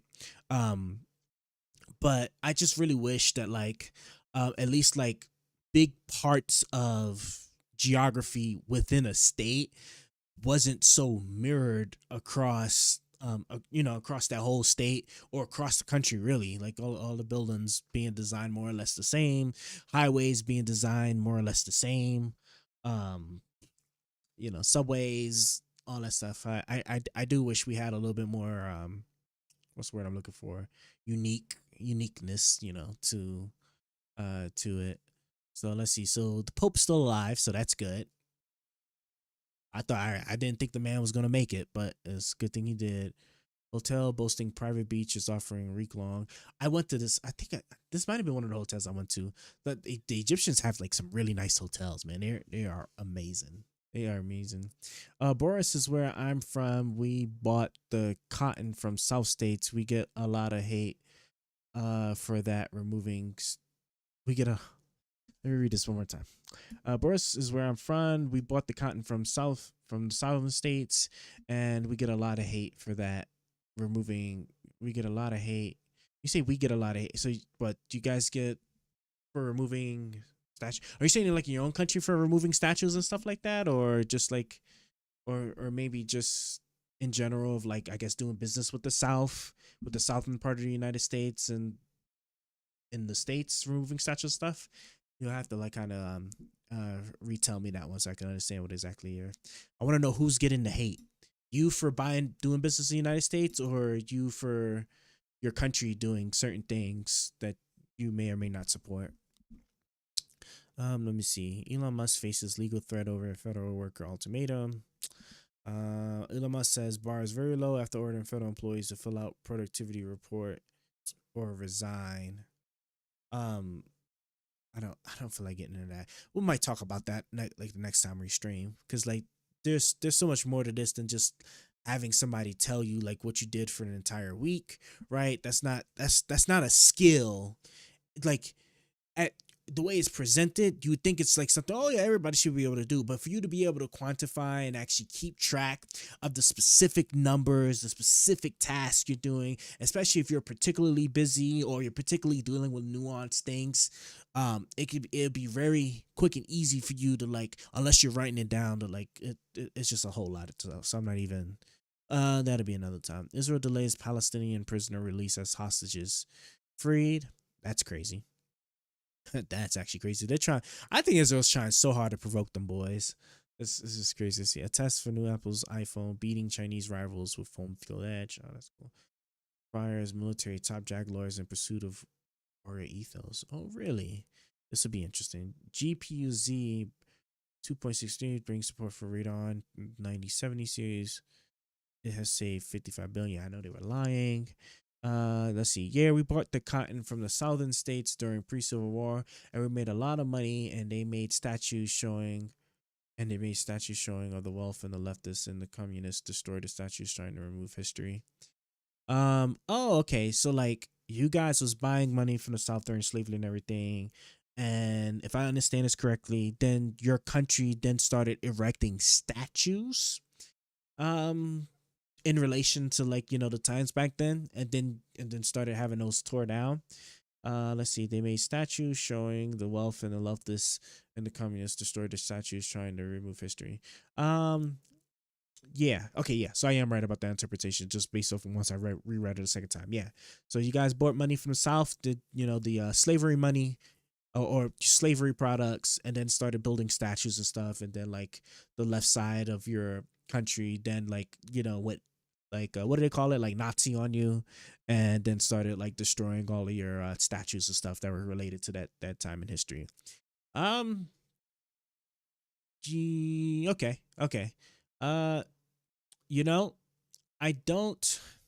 I'm honestly a bit conflicted about doing stuff like that, because on one hand, I can appreciate and understand why Germany did it with their statues and stuff, for obvious reasons. But then on the other hand, I also, like, totally understand the whole history thing. And then I hate being like, oh God, what's it called? What's it called when you're just edging on just trying to be a centrist and, like, do both sides and not want to take a side. Like, I hate trying to, like, be a middleman and be like, oh, well, maybe they should only take some down and move others into museums or something to properly record the history and stuff. I don't know. I don't know. I don't know. I'm a bit conflicted. I haven't really, like, even put too much thought on, like, whether the yeah or nay on what it should be, right? Because I said on one hand, there's really good reasons to remove it, like how Germany did it, and then on the other hand, right, knocking down everything historical about the country is also, like, pretty problematic. So, yeah, that does suck. This is our country, and we have no other. Yellow celebrity hairstyle, blah, blah, blah. Its own UN resolution marking anniversary of war in Ukraine after refusing to back European statement. What? There is no way. Oh, wait, I think they're just really just talking. Let me just read this real quick. Derived the military laws for war crime prosecutions, battle for rules of engagement. I'll have to read this another time because I released something. Yeah, we'll just read this another time. Won't be today. It'll be another day. U.S. proposes on UN resolution marking anniversary of war in Ukraine after. Now, if the articles are to be believed, I remember reading that the United States was pressuring Ukraine to argue against the UN resolution that blamed Russia for the invasion. They wanted the Ukrainians to put pressure to take that language out of the UN resolution, which to me is, like, crazy. So I'd be really curious to see what the U.S. proposed itself. Has proposed its own UN resolution marking blah blah blah. Secretary described it as a simple historic resolution that we urge all members states to support in order to chart a path to peace. The draft U.S. resolution does not condemn Russia as the aggressor and conflict, nor does it make any acknowledgments of Ukraine's territorial integrity. That's crazy. I don't even feel like you're reading that, because that in itself is just crazy, right? That does not even have one of those things. Outrageous, bro. I'm telling you, I hope to God the world can hold on for 2 years, right? I'm really happy all this is being seen for what it is, because I promise you the 2026 elections congressionally, right, is going to flip Democratic. I can almost, unless the only thing which I could tell you would spell the doom of the world is with Trump now having, like, so much more consolidated power. I doubt he would go through this, and I hope that if he does, that there's still some remnants of real good people left in the government that would obviously make significant strong moves against this. I hope he doesn't then start to try and fabricate or order the Justice Department, the FBI, the CIA to begin fabricating or putting their thumbs on things to sway elections. That's when there's going to be a serious problem.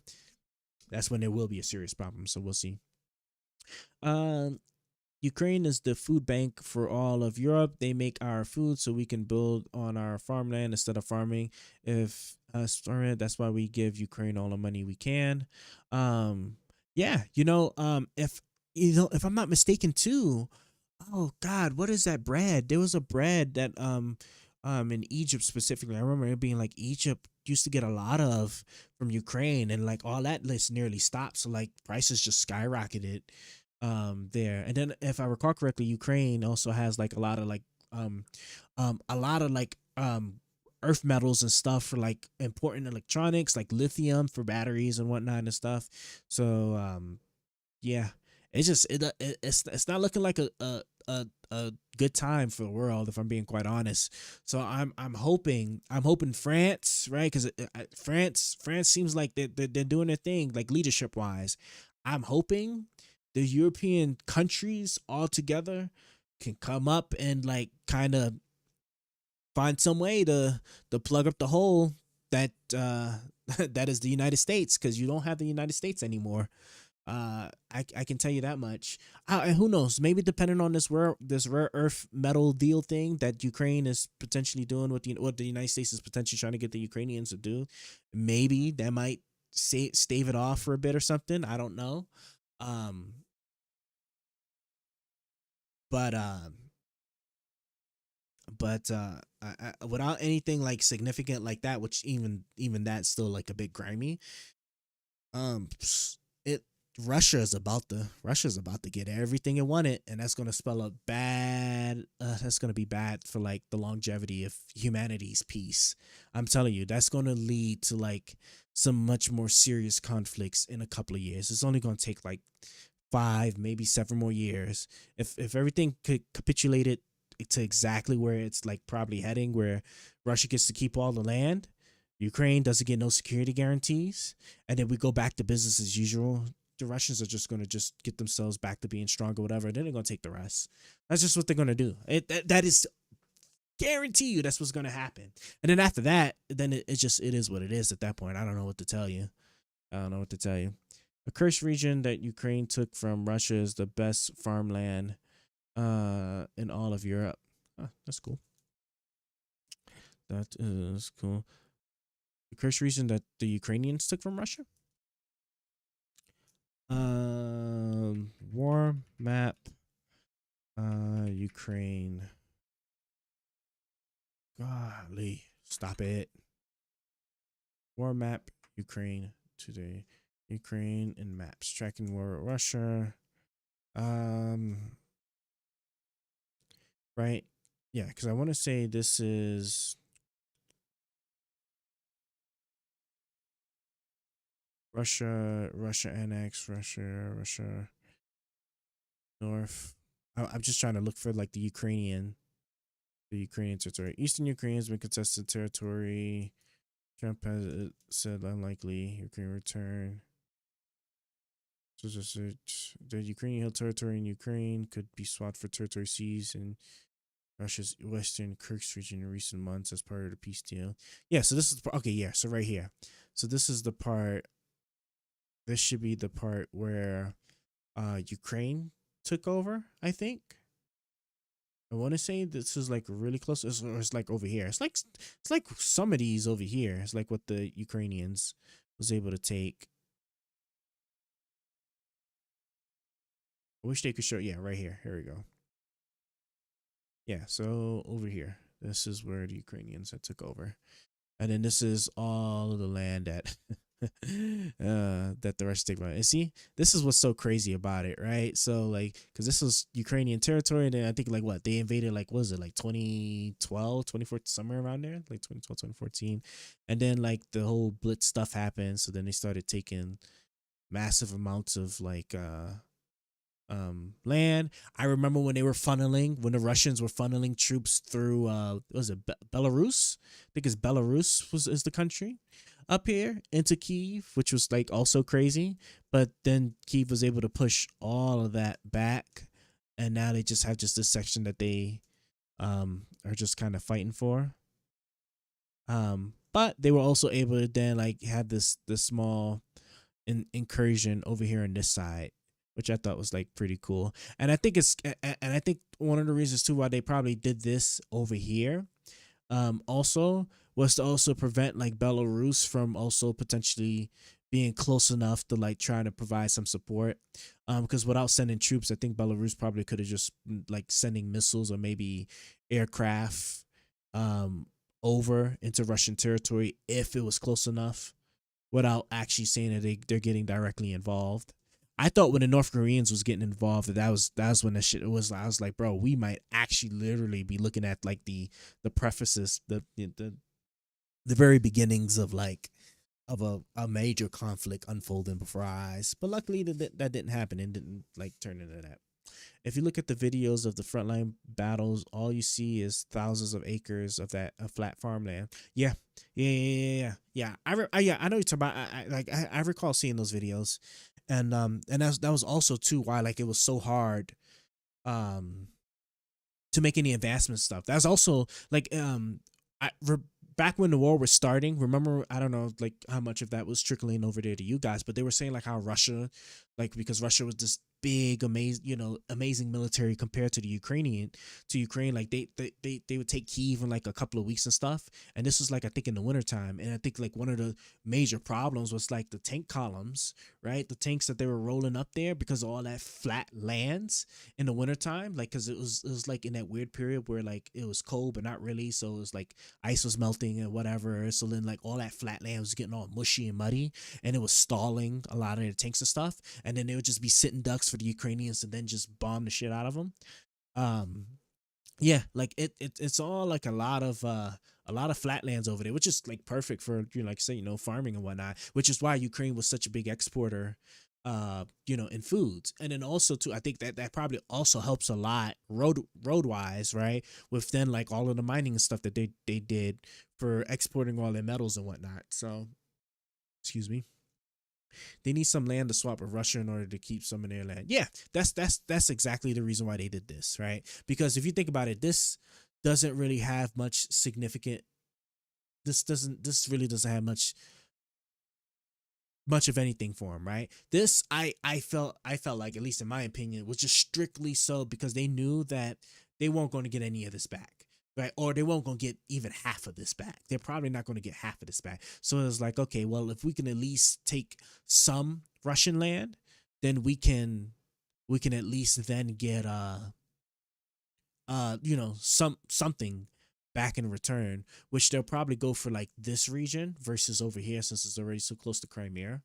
I would probably go for this before I'd go to over here, but and I'm surprised they didn't just like take more land, but like I'm not a like military expert, so I don't know like how challenging all that was or how challenging it is to like really pull the lockdown land over there like that.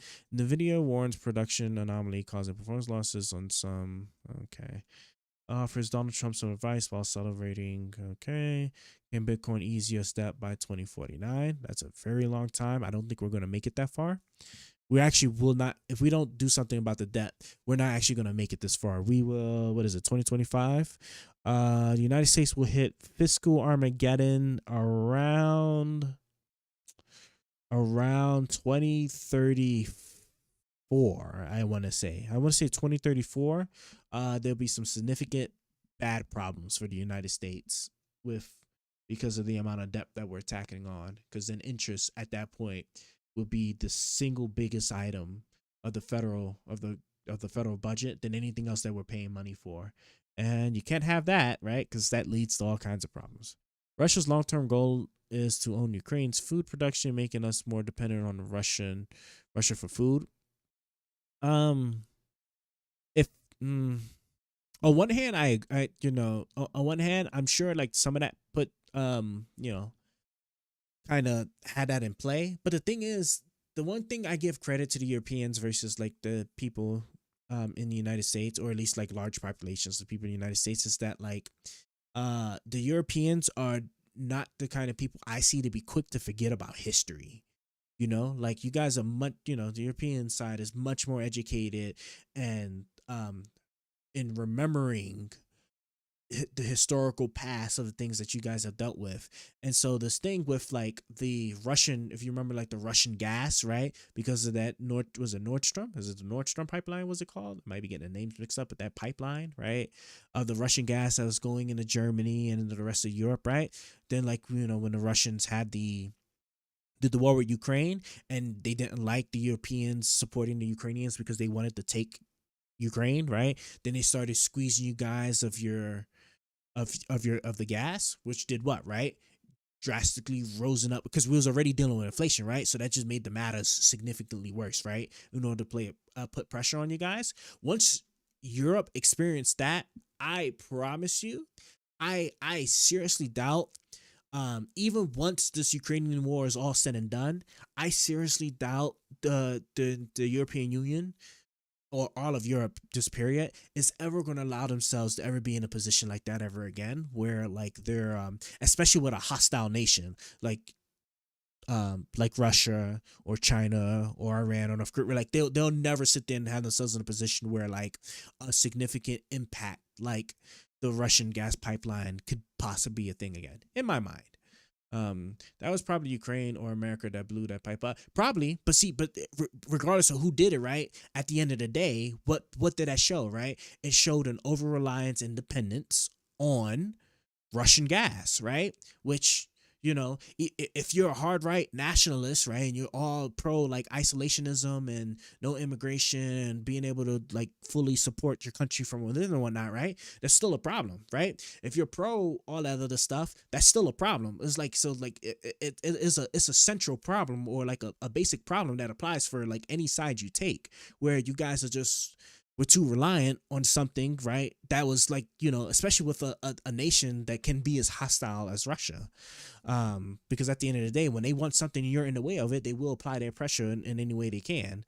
So as a matter of fact, didn't they, wasn't there an assassination attempt that they tried to do? Or was that another country in the UK or Britain or wherever, on a journalist? I know we had the one with like Saudi Arabia that did like the poisoning thing with somebody in the US, but I felt like the Russians did something similar to somebody in one of the European countries, if I'm not mistaken.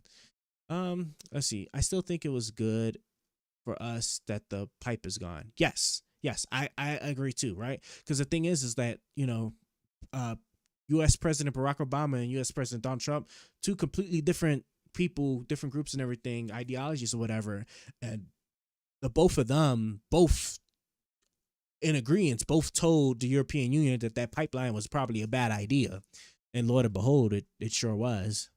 All right, let's take okay, cool, we're down at the end here. Let's take a quick look at these last bit of headlines and then we're gonna wrap it up. So it's technology.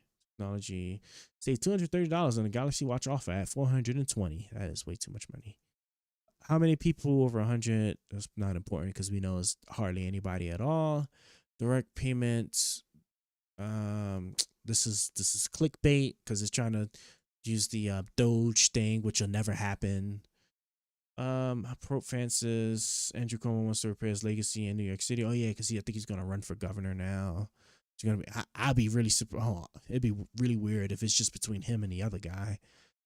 Trump fires. Okay, yeah, we've got them. Us says government workers must detail. Yeah, we already read that. Does Zelensky 4% rating? This is false. Yeah, see, false. Did Donald Trump win almost 40% of black votes? I seriously doubt that. And it says false. Okay. Microsoft hosted explicit videos of this startup founder for years. Here's how she got them taken down. Explicit videos? Huh? This is definitely clickbaity, but it has me intrigued. AI recruitment startup funded by 21-year-olds raised $100 million at $2 billion valuation. That is pretty good. Reading is part of my identity. The woman taken on Goodreads owner Amazon.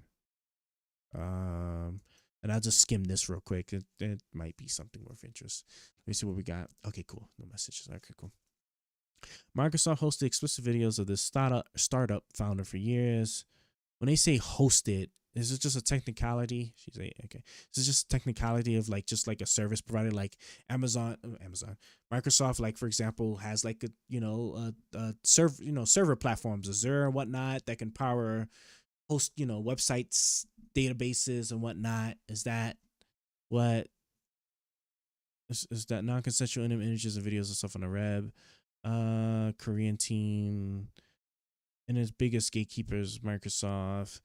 Published on websites like Pornhub, they often host to the cloud. Yeah, I was right. See, I called it. Cloud infrastructure, right? So she's calling Microsoft, but Microsoft don't give two, could care less about this because that's not really something in their purview per se.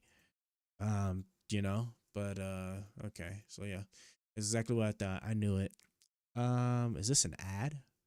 This is okay. This is an ad. Close. And then let's see what this one is. Nightly global juggernaut, that is Amazon. But for many books lovers, blah, blah, blah, 18 years, bibliophiles catalog their readings, leave reviews, star ratings, sold it to Amazon, and is already hugely popular, skyrocketed. A software engineer, blah, blah, blah. After building a demo for a friend, she quickly realized it was more likely to be a competitor, offering readers tracking tools and trends using AI that could help recommend their next book. Okay, so book recommendation software. Okay, cool. And that's that.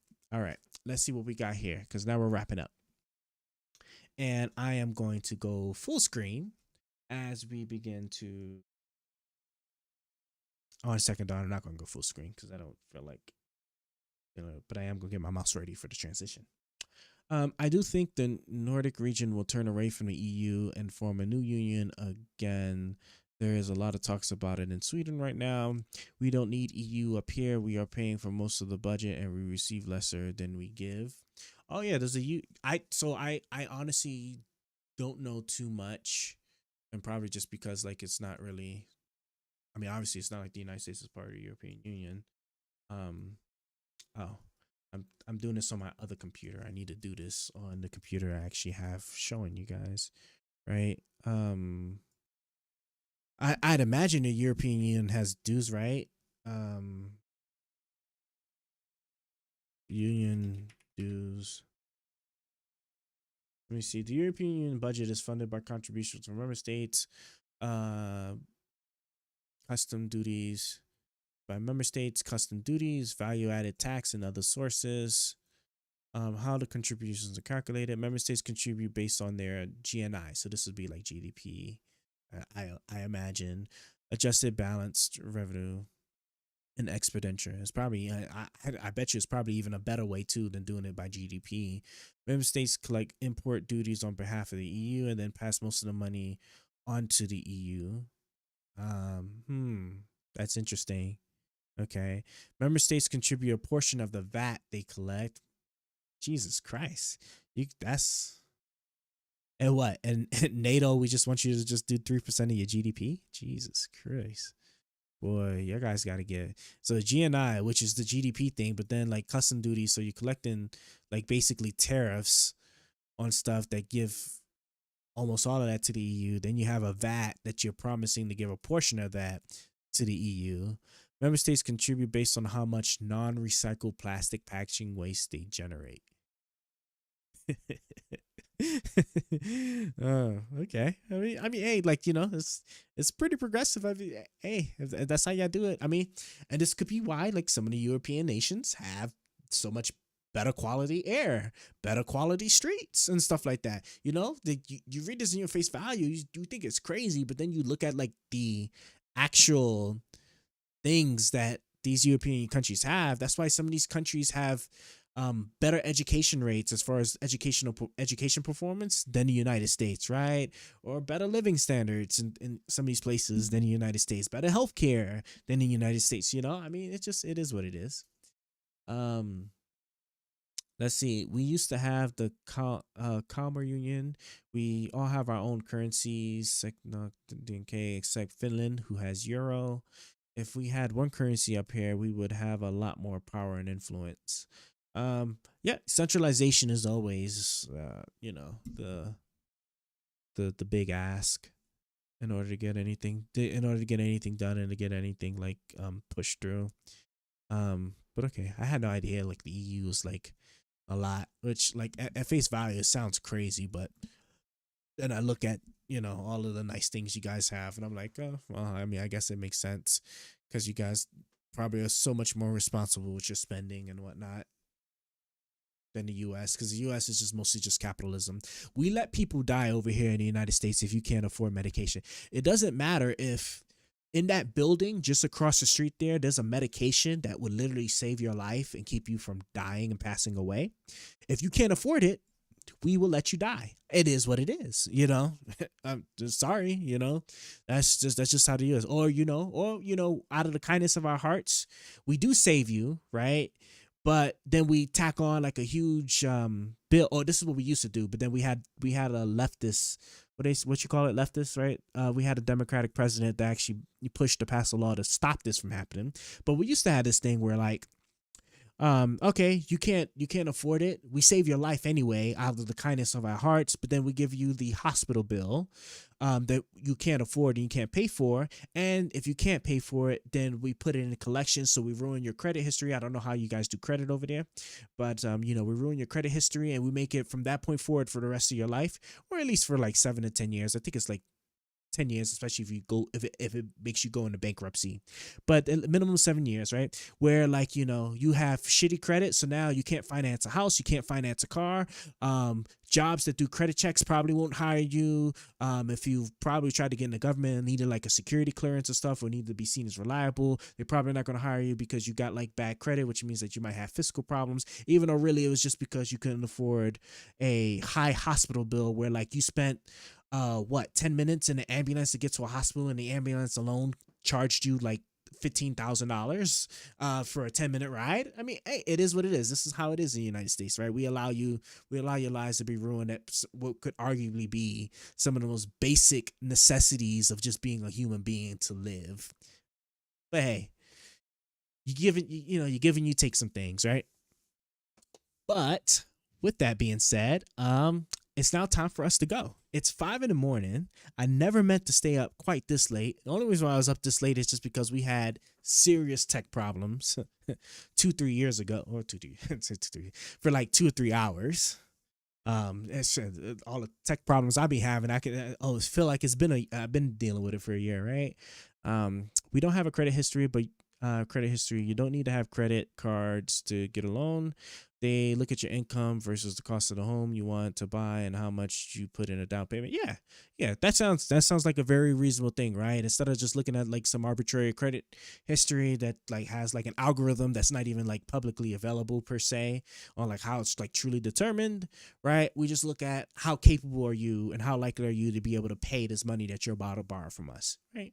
That's it. That sounds good to me, right? But we don't do that over here, because I said we want to do everything we can to make life much more harder for you over here. Okay, so just remember, if you don't work, you don't eat, and that's why we're doing everything we can to make AI as advanced as it can. So that way, when you can't find your job, we'll still have that idea of you don't work, you don't eat. AI will be doing your job, and then we just let you perish on the side of the road. That's how it is, because we don't believe in handouts and basic income or basic humanitarian stuff, right? So, but yeah, that's it for me. We are now going to start rolling out. I appreciate you for tagging along for what she's doing. Like I said, I hope that we're now pretty stable for most things. Our video is still freezing every so often. I do catch it when I'm looking at my other screen over here, but that's just going to be what it is until I get a chance to buy my 5090, right? I'm hoping NVIDIA, I signed up for the thing. I'm hoping NVIDIA blesses your boy in being able to get a chance to buy that 5090. Because at first I didn't want it, but then I was like, tariffs and then state of the affairs of the world. Those cards might be the last great thing we get a chance to have at reasonable prices until like things get way out of control. So I'm probably going to go ahead and just buy those. I probably should, right?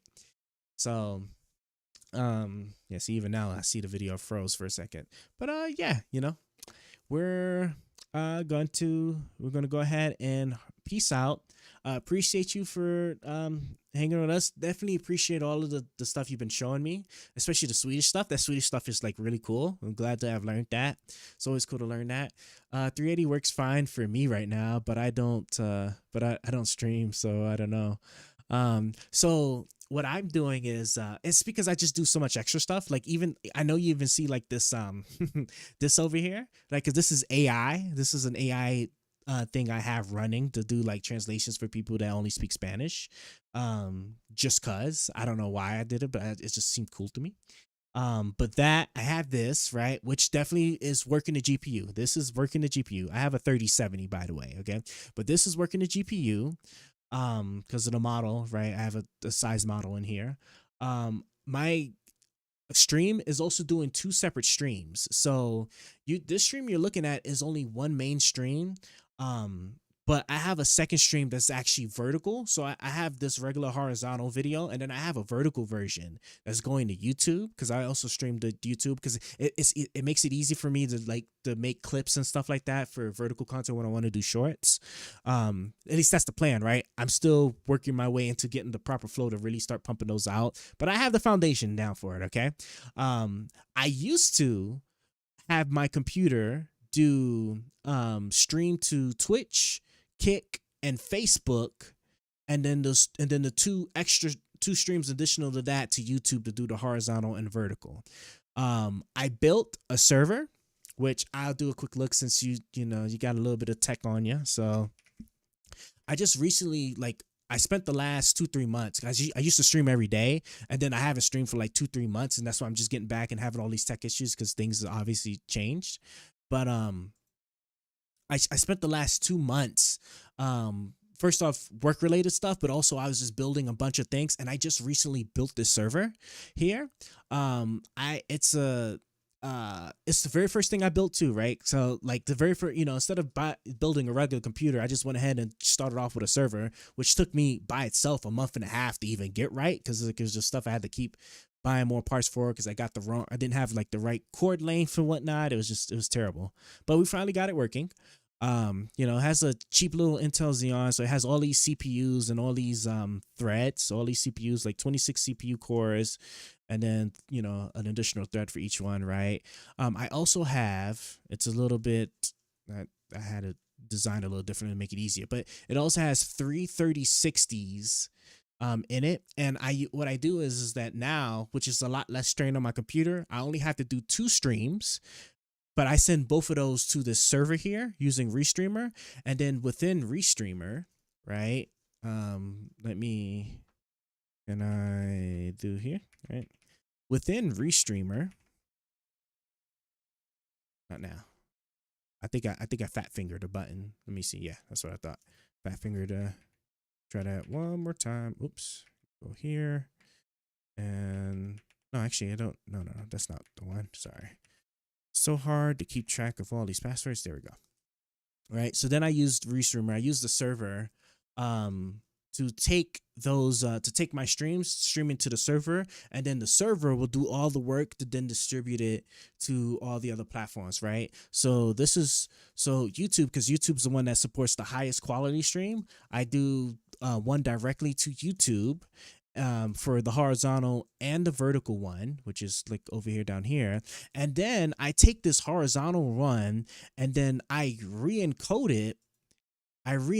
it into the lower quality, into the quality that's compatible, because Quick and Twitch don't support the as high a quality as YouTube does. Then I re-encode it to then be able to then push it off to Kick and Twitch. So I'm a tech enthusiast, right? So I do this more so just to push myself into having a reason to like learn all of the tech stuff than anything else. But it's also fun to just like do stuff like this, because you get to meet people from other places and learn so much when you do stuff like this.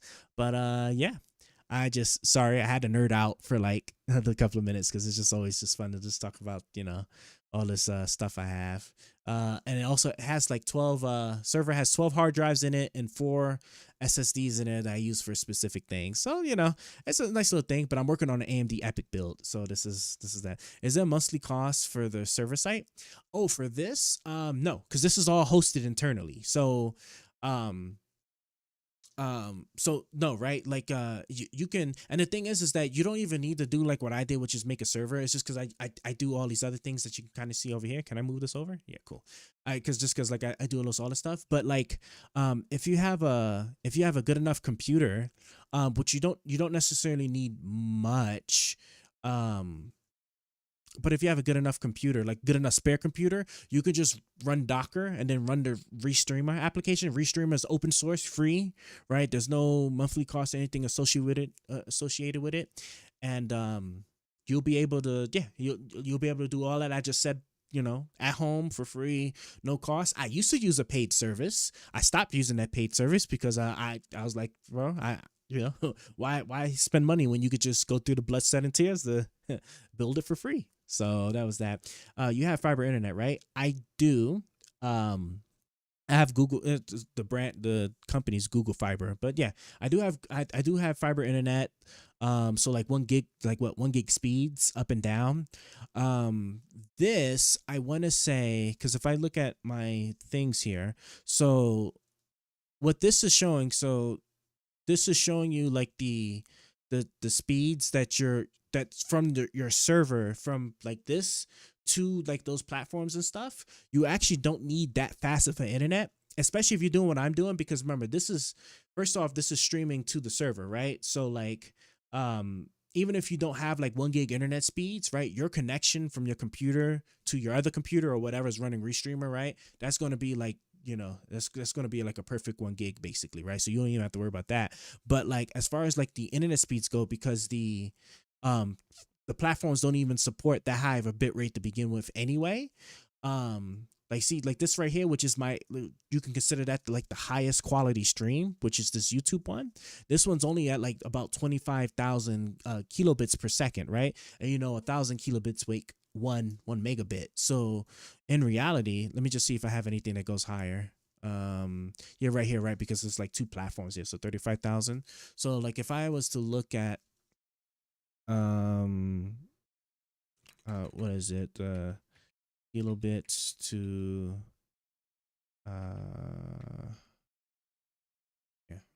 kilobits to megabits per second, kilobits to megabits per second, right?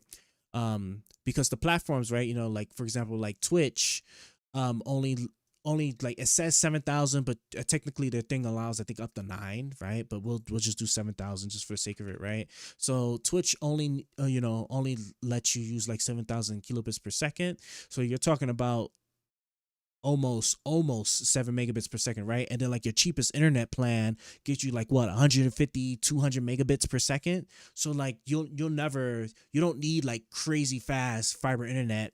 That just only matters if you got other people trying to use the internet at the same time you're doing it. And then of course, like then it depends too, like if how your internet infrastructure is, because like if you have a 200 megabit per second internet like package, right, but you're in a building, right, that shares that same pipeline with everybody else. So like think of an apartment that has like, like you got like 10 apartments, or 10 family homes in an apartment, right, that all share the same pipeline.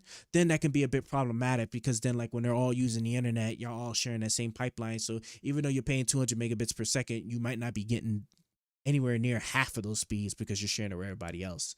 So every house has fiber, but I only pay for around 100. Yeah, 100. That's perfectly fine. That would be perfect, right? You probably couldn't like stream and like play like a 4K video at the same time. Depending on like how your home infrastructure is. And again, right, if it's a house, it's an apartment, do you have other people in your house that's using the internet at the same time, things like that. But the 100 speed is perfect, right? It would be perfect for this. It'd be perfect for this. Like you'd be able to blow through this. Your biggest limitation is just going to be your hardware. It's just your hardware, right? Which you either need like a really good beefy CPU, or you're going to need multiple GPU, or you need like a really good GPU, or maybe multiple GPUs. If you do it the smart way, like I did it, and you know how to like tweak some things, you can get away with 1 GPU. Because I want to say most of all of this that I'm doing on the server is on 1 GPU. There's 1 GPU that's taking both of those streams to pass it through to YouTube, and it does 1 encoding conversion to convert one stream into a format that I can then push to the other two platforms, right? So it's a very efficient way to do it. That's how I'm able to get away with it with only using one GPU. Only one GPU is putting in the work to do this stuff. Here in Sweden, they dug fiber to all streets in the country, and you had to pay 2,000 USD to get the cable from the street to the house. Okay, that's it sounds that sounds like you have an actual house and not an apartment, so that's also really cool. And that's really good too that they made sure that it sounds like they had like some kind of initiative to try and really make sure that all of Sweden had access to fiber internet, because and again, right, like I said, how you spend your money matters, right? So United States, $6.5 trillion, right, that spend every year, right? $6.5 trillion, and we still have places in the United States that does not have access to fiber or even even broadband internet speeds. So that's really cool. See, this is why I say, the European nations got all of the good stuff, man, because they know how to actually spend their money properly. But yeah, so that's that. So with that being said, we are now wrapping it up because my brain is starting to hurt because it's almost 6 in the morning, getting close to 6 in the morning. But let's see. But we only have like 10 million population. That's why we can do it. Yeah, and you guys also like to put money towards things that actually matter, that has a lot of especially economic benefits. You guys having fiber internet to as much of your population as possible would obviously help and spawn creativity, growth, and access to more things that would translate into more economic benefits for the country as a whole, I'm sure. So that's really cool. So I like it. But that's enough of the extra, right? Thank you for letting me nerd out for a couple of minutes, because it's always fun to nerd out a bit. But you take care. Great talking to you. Hope to catch you around next time. Last thing I'm gonna just talk about, just schedule wise, still a bit inconsistent, so don't hold me to this, because I'm probably not even gonna stream Sunday, just because I'm just really busy. But Monday through Thursday, when I do stream, or what I'm trying to do is that when I'm streaming, it's all certification related, because after work I study for a certification exam that I'm trying to work towards, so I can get a cert in a Microsoft Azure product. So I'm either doing that, or I'm doing actual programming technical work that you might see me doing the streaming. It's only my Fridays and Saturday streams that are actually somewhat interesting, because we'll just actually go over world events and whatnot. Again, this is what I'm trying to do, right? Very inconsistent. I've been plagued with hardware issues. That's why I had the last 2-3 months building this server. That would also help it. And the only thing I just need now left is just a 5090, and then I'll be golden. Won't have to worry about it going forward. But yeah. So as long as no issues come up, this is how we'll be more or less consistent. But yeah, I appreciate you. And now we are going to go ahead and we're going to head out.